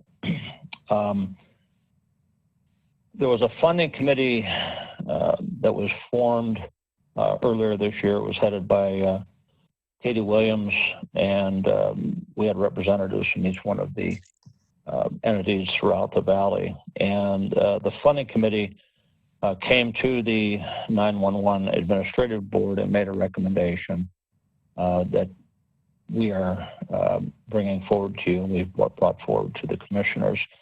And so you understand, we are currently, our capital at the 911 center is not in the best of shape. We're one earthquake, one avalanche, one lightning strike away from not being able to communicate, and it would put the entire valley in a dire straits.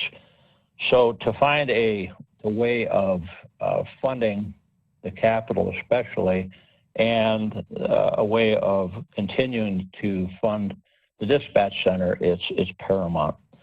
So what we've come up with is we would form a special tax district, which would be put on the November 3rd, 2020 general election ballot for approval by the voters, that would fund operations, capital, and future capital for the 911 center.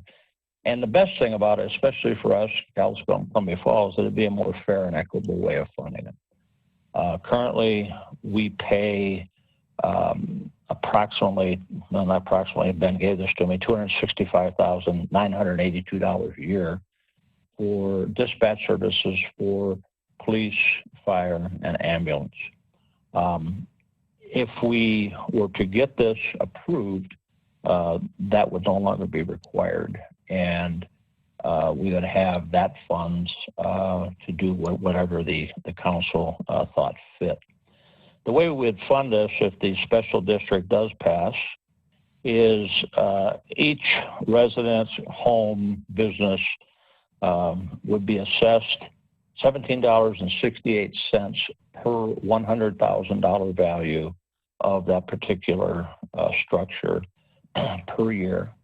And that funding would provide the appropriate funding now and funding for the future to continue to provide the services for the 911 center. That's my presentation. If you have any questions, I'll be happy to answer them. Thanks, Chief Dial. Any questions for Bill? We'll start with Frank. I don't have any questions at this time. Thanks. Andy. Yeah, just a quick question, Bill. Or I see Katie's on the line there too, so we'll probably hear from her. But so it's per structure value, not per land value. So structure only, isn't that correct? I've had a couple people ask me that question. I'm going to have to defer to Katie. I knew I was going to ask that one, and I'm going to have to defer to Katie. Katie, can you answer that? Can you repeat your question by chance? Andy, sorry, I was distracted trying to figure out how to type in this thing. It's all right. We all have been for weeks now. But no, Katie, my question was, is it per structure value or is it per assessed overall value, land included? So it's land value overall. So it's per $100,000. So it's $17.68 right now for $100,000 of the property value. And one of the reasons why we're kind of holding off on actually getting this ballot initiative language drawn up is because we're waiting for the new assessment to come through in August, because those numbers are subject to change when we go through our fiscal year. Okay, that's my only question. Thanks, Andy. Rebecca, any questions for Bill or Katie? Nope, none. Sounds good. I hope it goes through. Steve. I have no questions at this time. Thanks, Steve. Ryan. No questions, Mr. Mayor. Thank you, Ryan. Ben? Questions, thank you. Thank you. We did advertise for a public hearing, what will be item 7C, or resolution 20-15, and we'll hold that public hearing now. I'll turn it over to Chris Hunt. Chris, any public comment this evening on this item? None that I'm seeing currently. Oh, yes, please. This is Katie. Okay, other than Katie. Hi, Katie. Hi, guys. This is Katie Williams, 427 West 2nd Street. Thank you, Mayor and Council. Congratulations, Ben. I hope you have a wonderful time on your new position on City Council. I was going to speak and kind of describe what was going on with this resolution before you, but Chief Dial did an incredible job kind of breaking it down. This has been a long time in the making, and it started when I was an alternate on the 911 funding committee while I was on City Council, and we're finally getting everything together. And we've had representatives from all the municipalities in the county come together to figure out what the best method would be for creating this new special district for assessing value throughout all of Flathead County, and this is what we came up with. Right now, the county needs to raise about $3.5 million initially each year for the Flathead Emergency Service Center. And that's just building in a status quo with a few capital improvement projects. And as Chief Dial highlighted in his presentation, that we are one incident away, we are one faulty tower away from completely blowing that out of the water for our budget. The other issue is that the burden falls on the municipalities each budget season, where we have to go back to the interlocal agreement and see if we have to raise our dollar amount given each year as our needs change for the Emergency Service Center. And I think that what we can all agree upon is that this is something that we don't want to see fail. This ballot initiative supports the 911 infrastructure, specifically the technology to receive 911 calls, to locate 911 callers, to page and dispatch emergency responders, and the communication between dispatch and the responders in the form of mountaintop repeaters throughout 5,200 square miles in the Flathead County.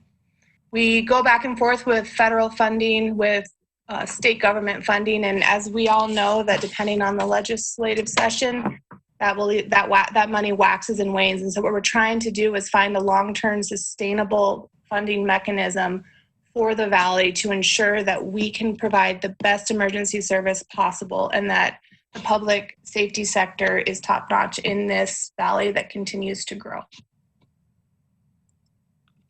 And I'm here if you guys have any questions. Yep. Appreciate your comments tonight, Katie. Thank you.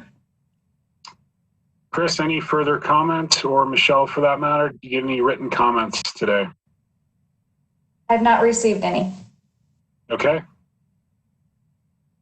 Not seeing additional public comment, I'll go ahead and close the public hearing and turn it back to the council for a motion on item 7C of the agenda.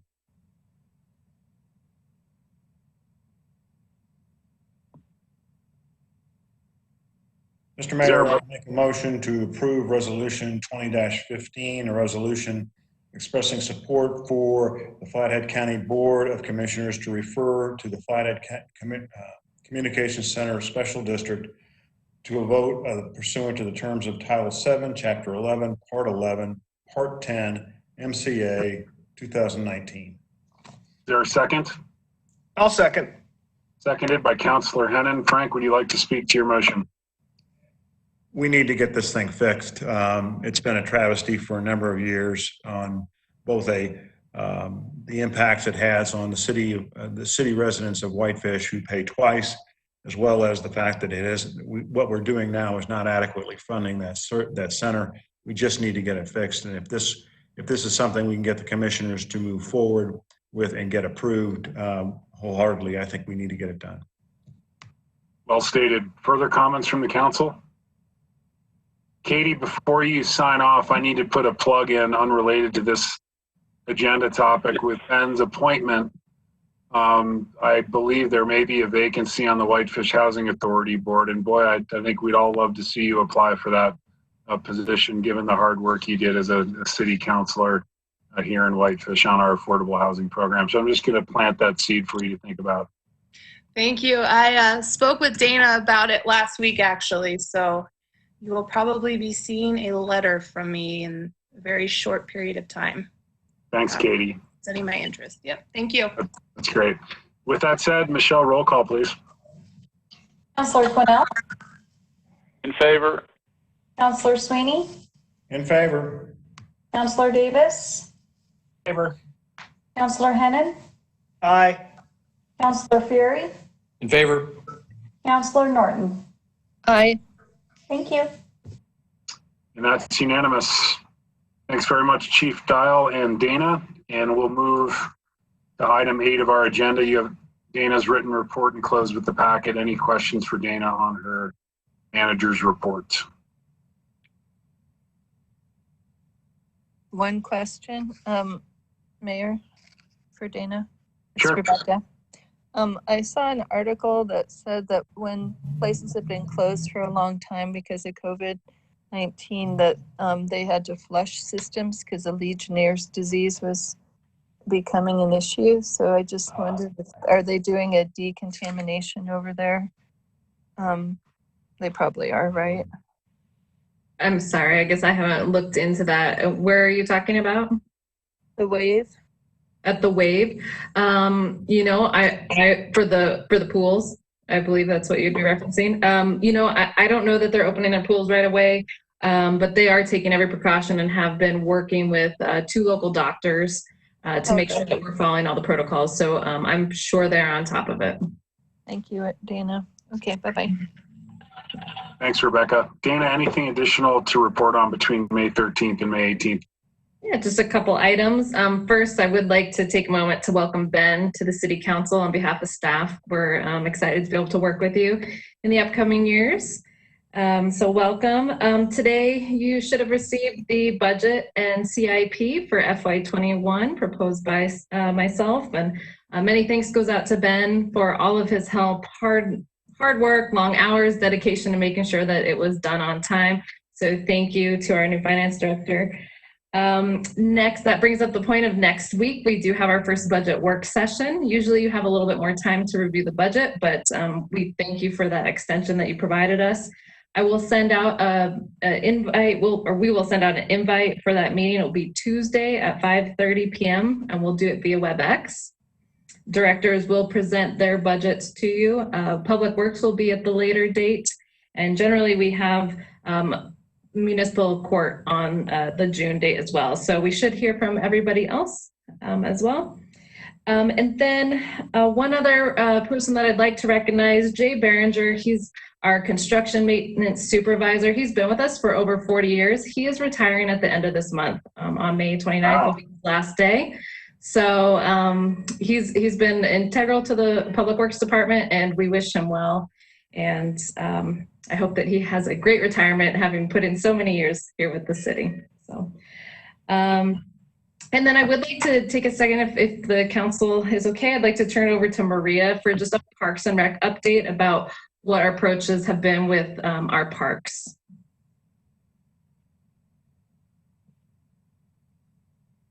Go ahead, Maria. Good evening, everyone.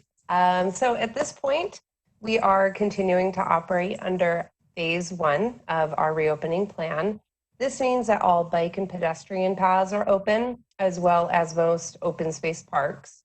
The boat launches at City Beach and State Park are open and performing regular inspections, and decontaminations are also available. Tennis and pickleball courts are open with gate spray, hand sanitizer, and hand washing stations at each location. Our playgrounds, public restrooms, public facilities, the dog park and skate park continue to be closed, as well as garbage continues to be pack in and pack out. All picnic tables have currently been removed from parks as they cannot be sanitized in accordance with the health department standards for phase 1. And recreational programming is canceled at this time, but we are making plans for a phase 2 summer camp, as well as some new recreational programming. And we'll be highlighting those programs and our summer camp plan very soon. All phase 2 programming will have capacity limits, smaller ratios of children to staff, social distancing protocols, and sanitation guidelines in place. We are also finalizing plans for public facility cleaning protocols and standards.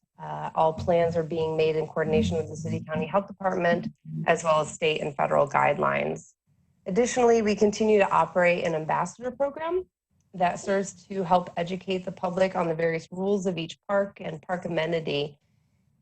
And they also gather data on park use, social distancing in parks, and compliance with park and park amenity closures.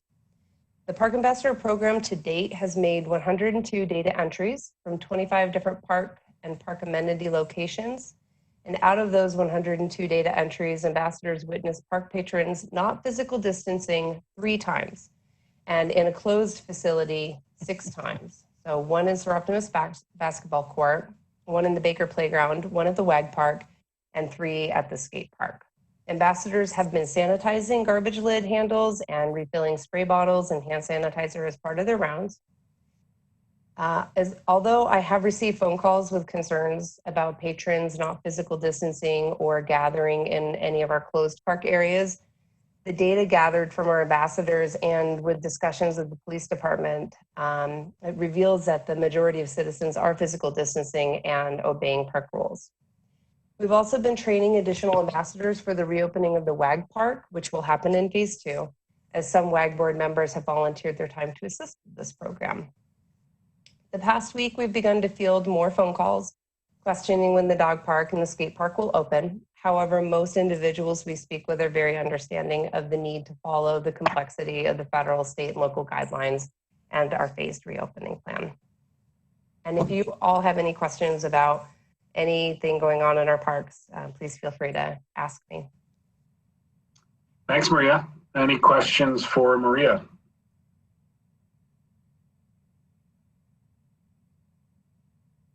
Not seeing any, Maria. Thanks for the detailed update. Sure, thanks. I think you've done an awesome job balancing this pandemic with providing ample opportunity for folks to get out and enjoy our public facilities. And I know that took a lot of work and a lot of planning, and strategizing, and your phased reopening plan was spot on. And I certainly appreciate the effort you put into that along with your staff.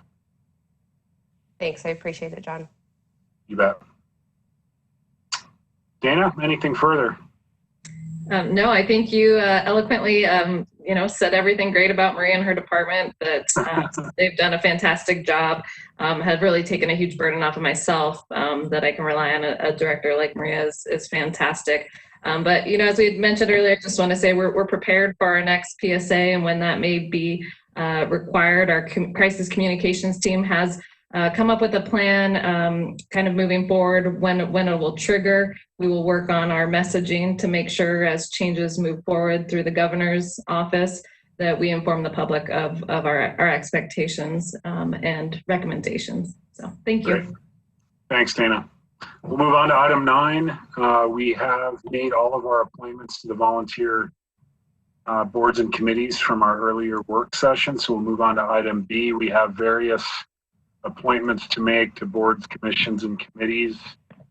Those are under item 9B of the agenda. We'll start with item 9B, which would be the Climate Action Plan Standing Committee. Councillor Hartman did sit on that board. Is there, or committee, I should say, is there an interested councillor?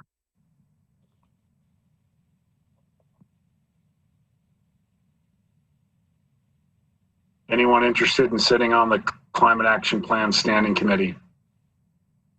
I would just say, John, I'm happy to serve on any committee. I don't have any express interest in this one over some other ones, but I'm happy to do anything that is needed. So.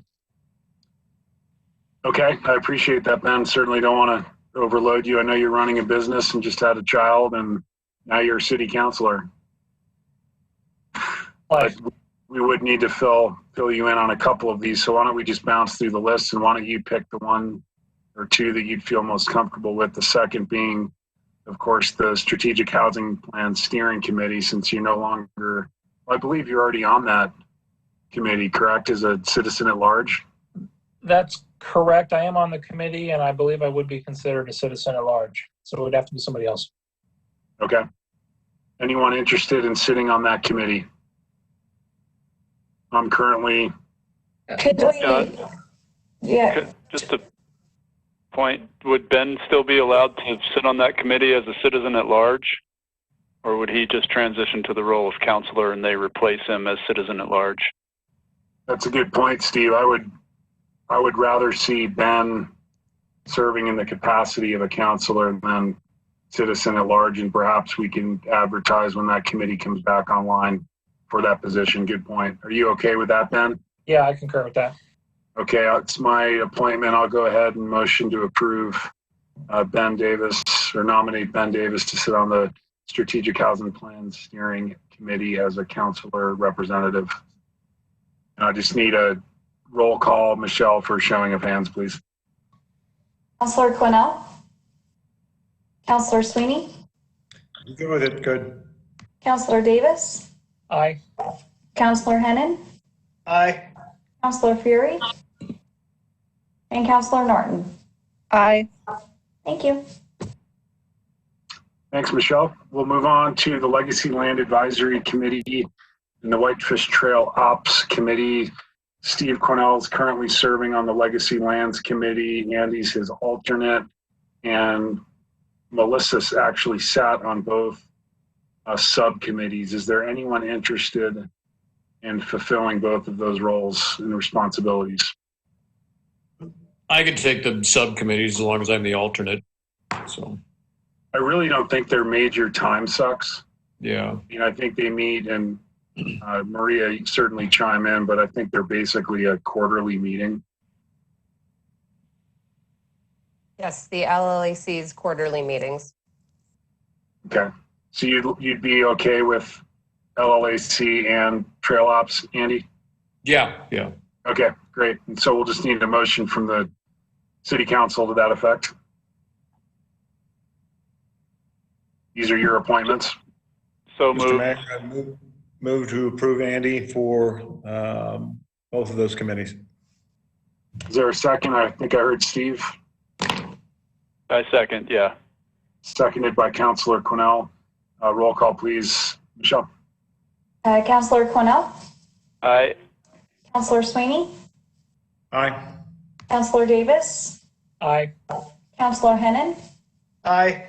Councillor Fury, Aye. Councillor Norton. Aye. Thank you. Great, and that's unanimous. Fourth committee is the Tree Committee. Anyone interested in serving on the Tree Committee? I don't think that. I would. Great. We'll take I a like motion it. to that effect. I would move to appoint Rebecca as our representative on the Tree Committee. Is there a second? I'll second. Seconded by Councillor Quinnell. Michelle, roll call, please. Quinnell, Aye. Councillor Sweeney, Aye. Councillor Davis, Aye. Councillor Hennon, Aye. Councillor Fury, Aye. Councillor Norton. Aye. Thank you. Thanks, Michelle. That brings us back to the top of the list. We still have a vacancy position for the Climate Action Plan Standing Committee. Ben, a lot of the work's been done related to the authoring and the planning and partial execution of that plan. I don't envision it being a very onerous or time-consuming committee position, with the fact that we're empowering a lot of our directors through Dana to actually take the lead on implementing climate action strategies within their individual departments. Would you be interested in serving? I'm happy to do it. I'm somewhat familiar with it. So. Okay, I'll motion to appoint Ben to the Climate Action Plan Standing Committee, and I'll just need a quick roll call ratifying that appointment. Michelle, please. Councillor Quinnell, Aye. Councillor Sweeney, Aye.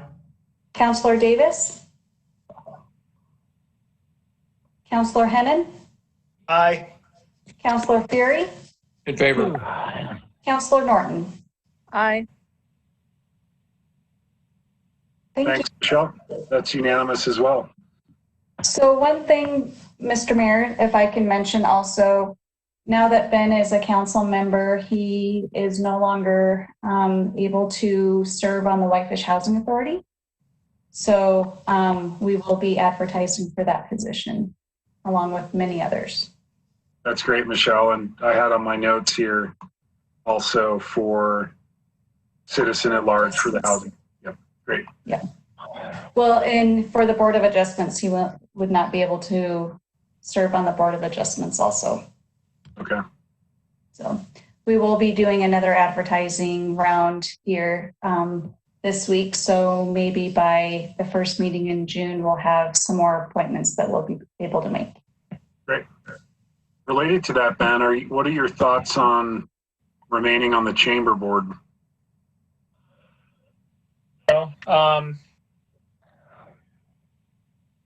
Oh gosh. You don't have to answer that tonight if you're not ready to. Yep, still pondering on it. I was going to talk to them a little bit at this week's meeting and decide what to do from there. I'll get back to you on that. Yep, copy. Thanks, Ben. We'll move to item 10. Before we adjourn, we'll move through councillor comments. Frank, any comments tonight?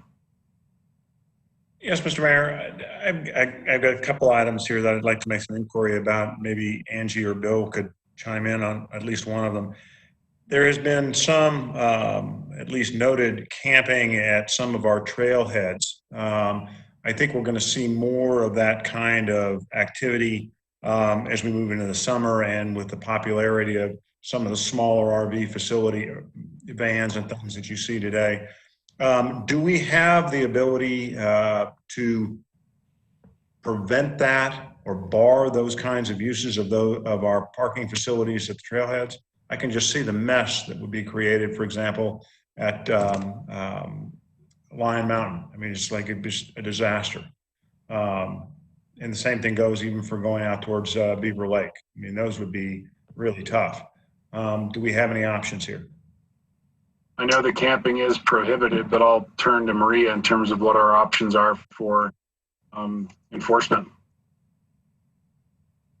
Camping is prohibited at Lion Mountain, most certainly. I just spoke with a DNRC representative a week or so ago on a different location, and I was told that you can camp on DNRC land for 2 weeks, but you cannot set fires. So I'll need to check in with them again and see what we could do about camping at trailheads. All of our signs at trailheads do say no camping, but out of Beaver Lake, there's a lot of other areas other than the trailheads that we would need to take into consideration as well. So I will check in with DNRC on that. Yeah. Thank you. Is there any update from anybody on staff on what is going on and what is not going on with the structure at the intersection of 2nd and O'Brien? That building has been standing there in a complete disaster for 2 years now. We've been assured as recently as 6 or 7 months ago that they were proceeding to finish that building. That is not happening. Do we have any options for forcing it to be done one way or the other? Frank, I guess I can chime in there.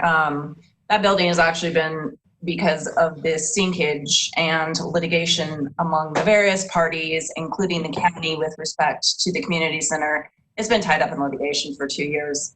I have not talked to Mark Panasini about where that is going. I did talk to County Attorney Tara Fugina this morning on the telephone. The county at least is coming close to a settlement with respect to the community center. She thought that the insurance companies were coming to a conclusion as well with respect to the structure itself. I will check in with their attorneys this week to see where they are with that. So I don't know if there's any way when they're involved in litigation to force them to finish a building. I mean, it might be even considered spoliation of evidence. So. I guess the only thing I'd offer or would like us to look at, Angie, and with Dave, is it would seem to me that many of the ordinances that we end up having to pass are a result of lessons learned from gaps in what we now have as our current program. I mean, I made reference earlier to the concerns I have about being paid on the affordable housing units that we're going to be getting cash in lieu of for this new project out on 93. This would be a classic example of one that we should have been paid at building permit 2 years ago, or when they got a CO, and now we're 2.5 years into it in addition to the eyesore. And I know that we have taken some actions with respect to individual homeowners who are building their homes, and we don't feel like they've been finished in a timely manner. It seems at the most, or at the least, we should have some mechanism to penalize people that fail to complete or timely finish buildings and leave them in such a dilapidated state. And so I would entertain a conversation with you and Dave as to what, if anything, we can do to put a little more support behind our request to timely finish your structures. And then the last thing is, it just occurred to me when we started talking about the ambassador program for our parks, that one of the things that I've seen, and I'm sure most of you have seen, is that the wearing of masks in particular, and social distancing in some of our commercial areas is not as high or as I would like to see it. And I think it's going to damage us in the long run if we don't at least pursue it in the short term. I would entertain, or I would think that we ought to think about, do we have a regular outreach by way of ambassador or somebody else to our businesses where this is important? I'm thinking of the drugstores, I'm thinking of the grocery stores, and a lot of those facilities, the staff are not wearing the masks, and for their own protection, which I find amazing.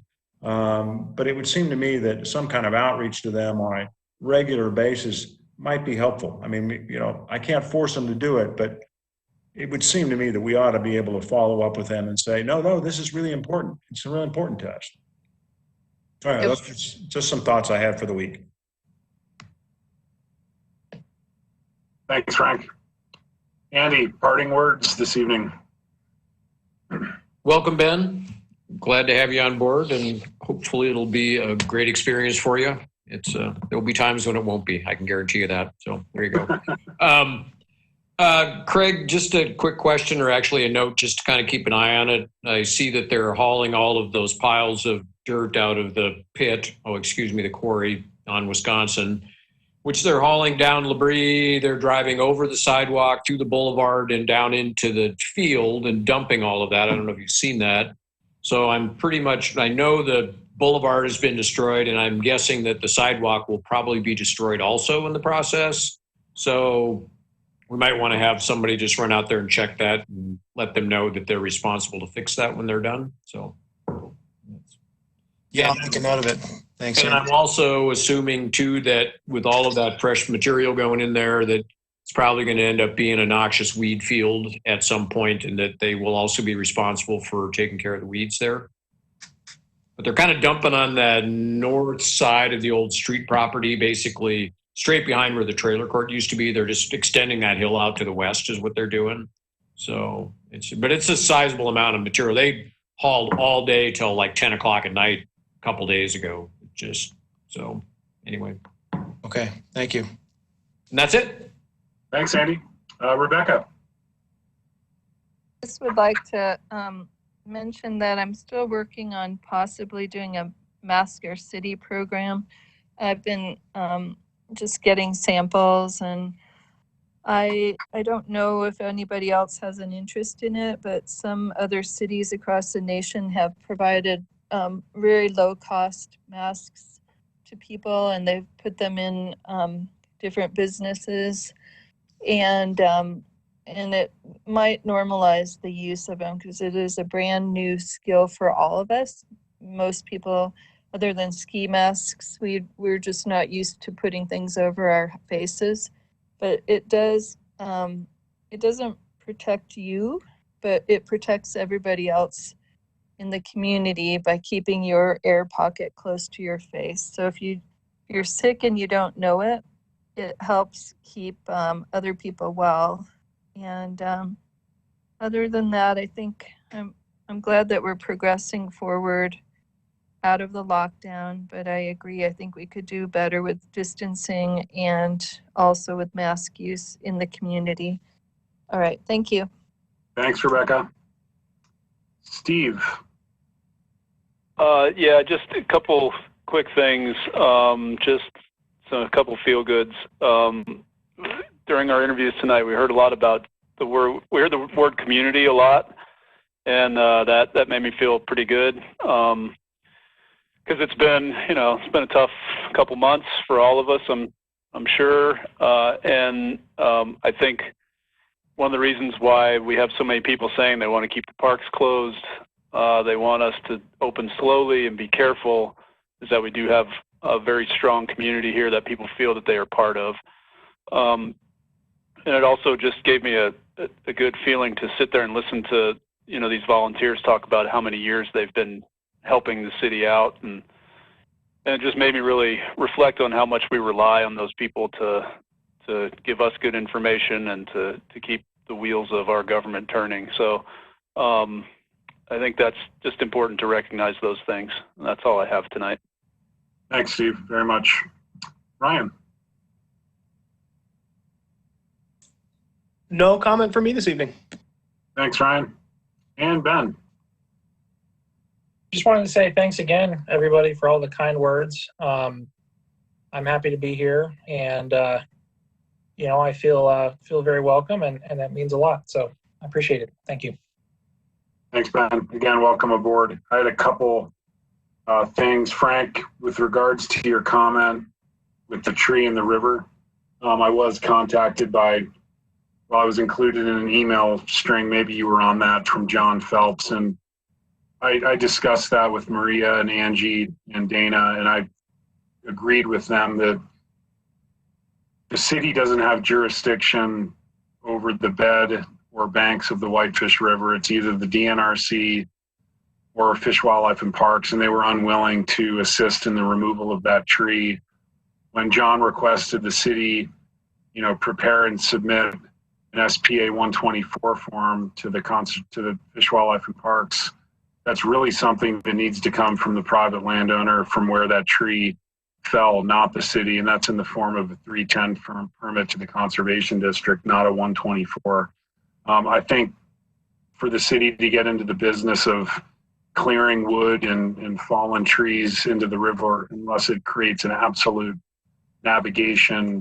significant navigation hazard, sets a very poor precedent moving forward, and I don't think it's something we want to take on as a community. So I reached back to John and encouraged him to apply with the landowner or on behalf of the landowner for a 310 permit for the removal of the tree. I just wanted to give you a little background on that. I wasn't sure if you were involved with those email communications or not. I was, in fact, Mr. Mayor. Thank you much. Thank you so much. You bet.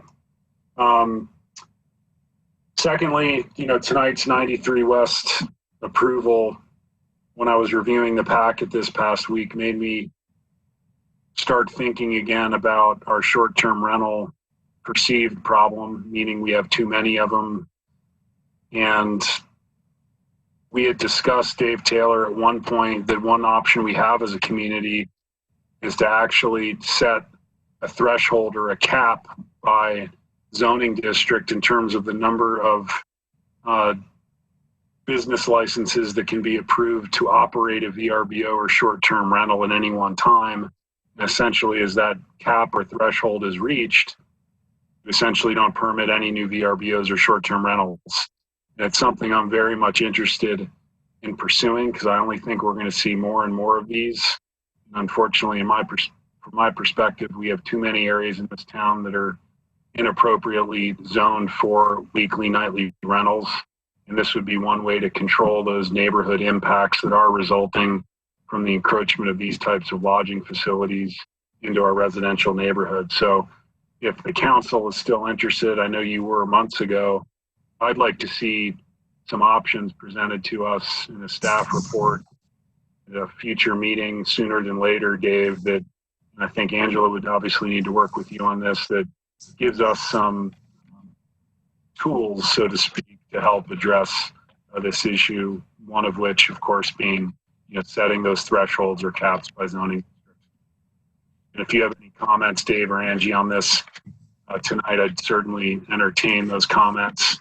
And if it's favorable by the council, I'd like to get some direction from the council to move this forward to a future agenda item or a work session. John, my only comment is that, there's a limited amount of resort residential property that's undeveloped. It is eventually going to get developed. If we do put a cap on that, I mean, right now it's a use by right in those zoning districts.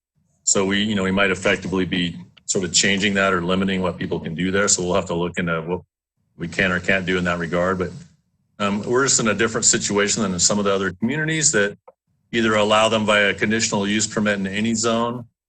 And those are the ones that put caps on things. And so that's when we did our council work session on this item, whenever it was a year or two ago. Right.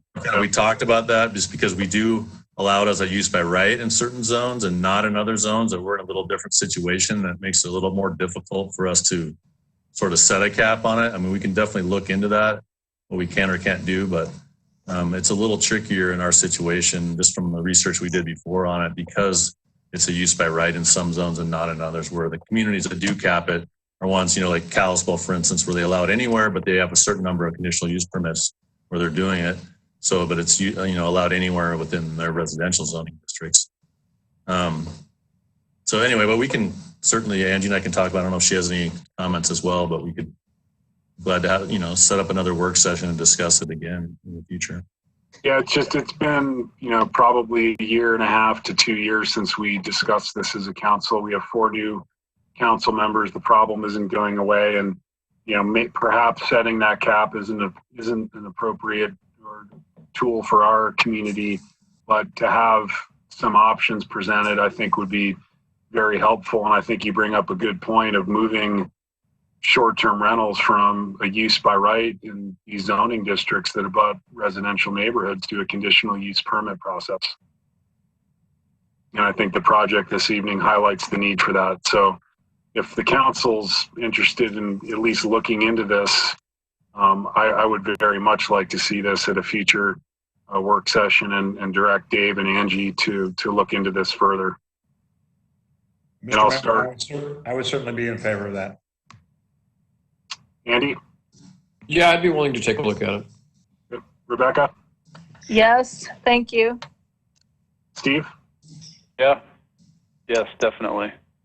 Thanks. Ryan? Yep, no problem here. Okay. And Ben?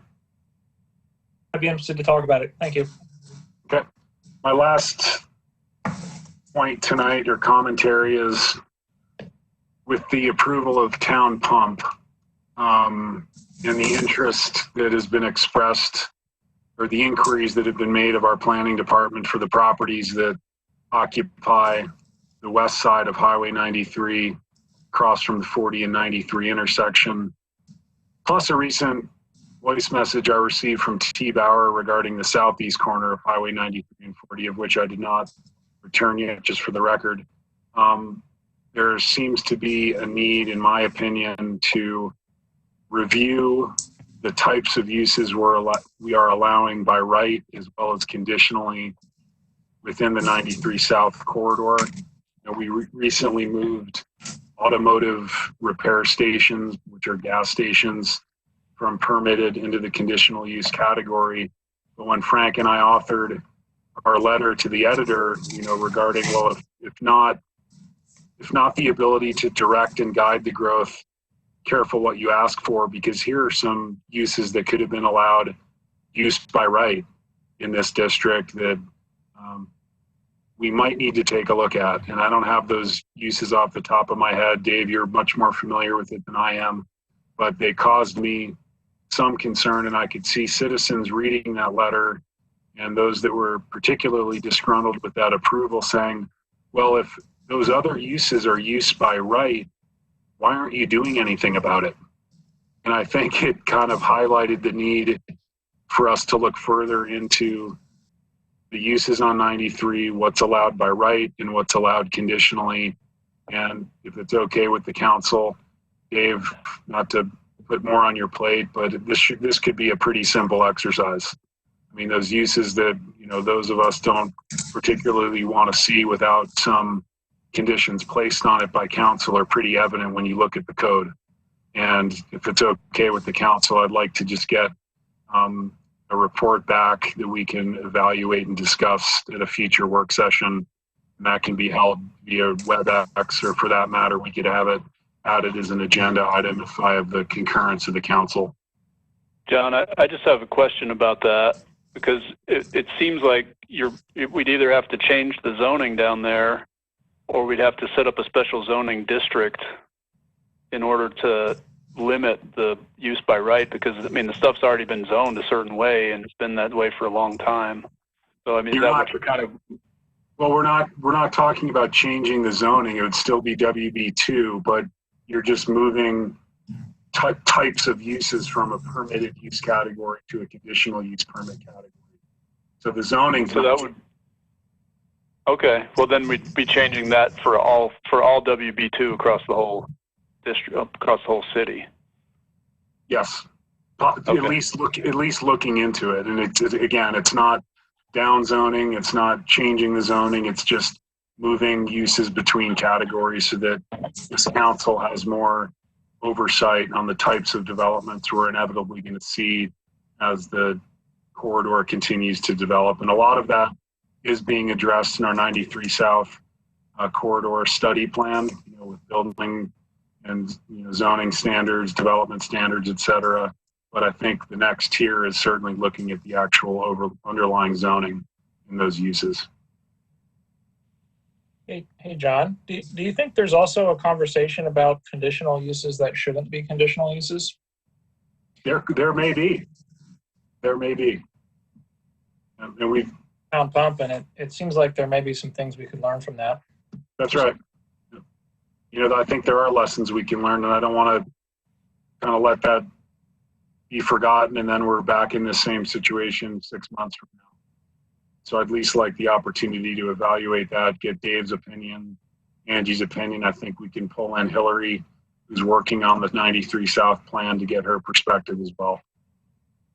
Dave, do you have any comments on this? I mean, I think that's something we can look at. Obviously, there's some uses that are going to be more egregious that, have been uses by right there since the zoning went into place in 82. Right. We identified that area from, the highway type uses. And some are going to have more impacts than others. Grocery stores are going to have a greater impact on a lot of things just because of the traffic impacts.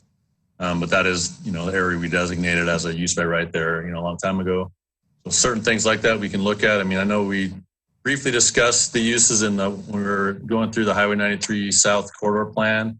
And I think the committee, chose they didn't want to dig into the uses and conditional uses just because it was so contentious back in the day when we went through all those things with that subcommittee. So, I mean, obviously, if the council wants to look at that, we can come forward, apart from the committee and come up with something separately, some recommendations.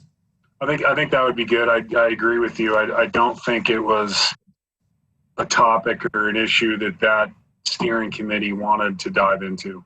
They recognize that those types of decisions are best left to the elected officials, the planning board, than to a committee that's volunteer serving in a specific capacity to deliver a highway corridor plan that is kind of a bit loftier than digging down into the zoning.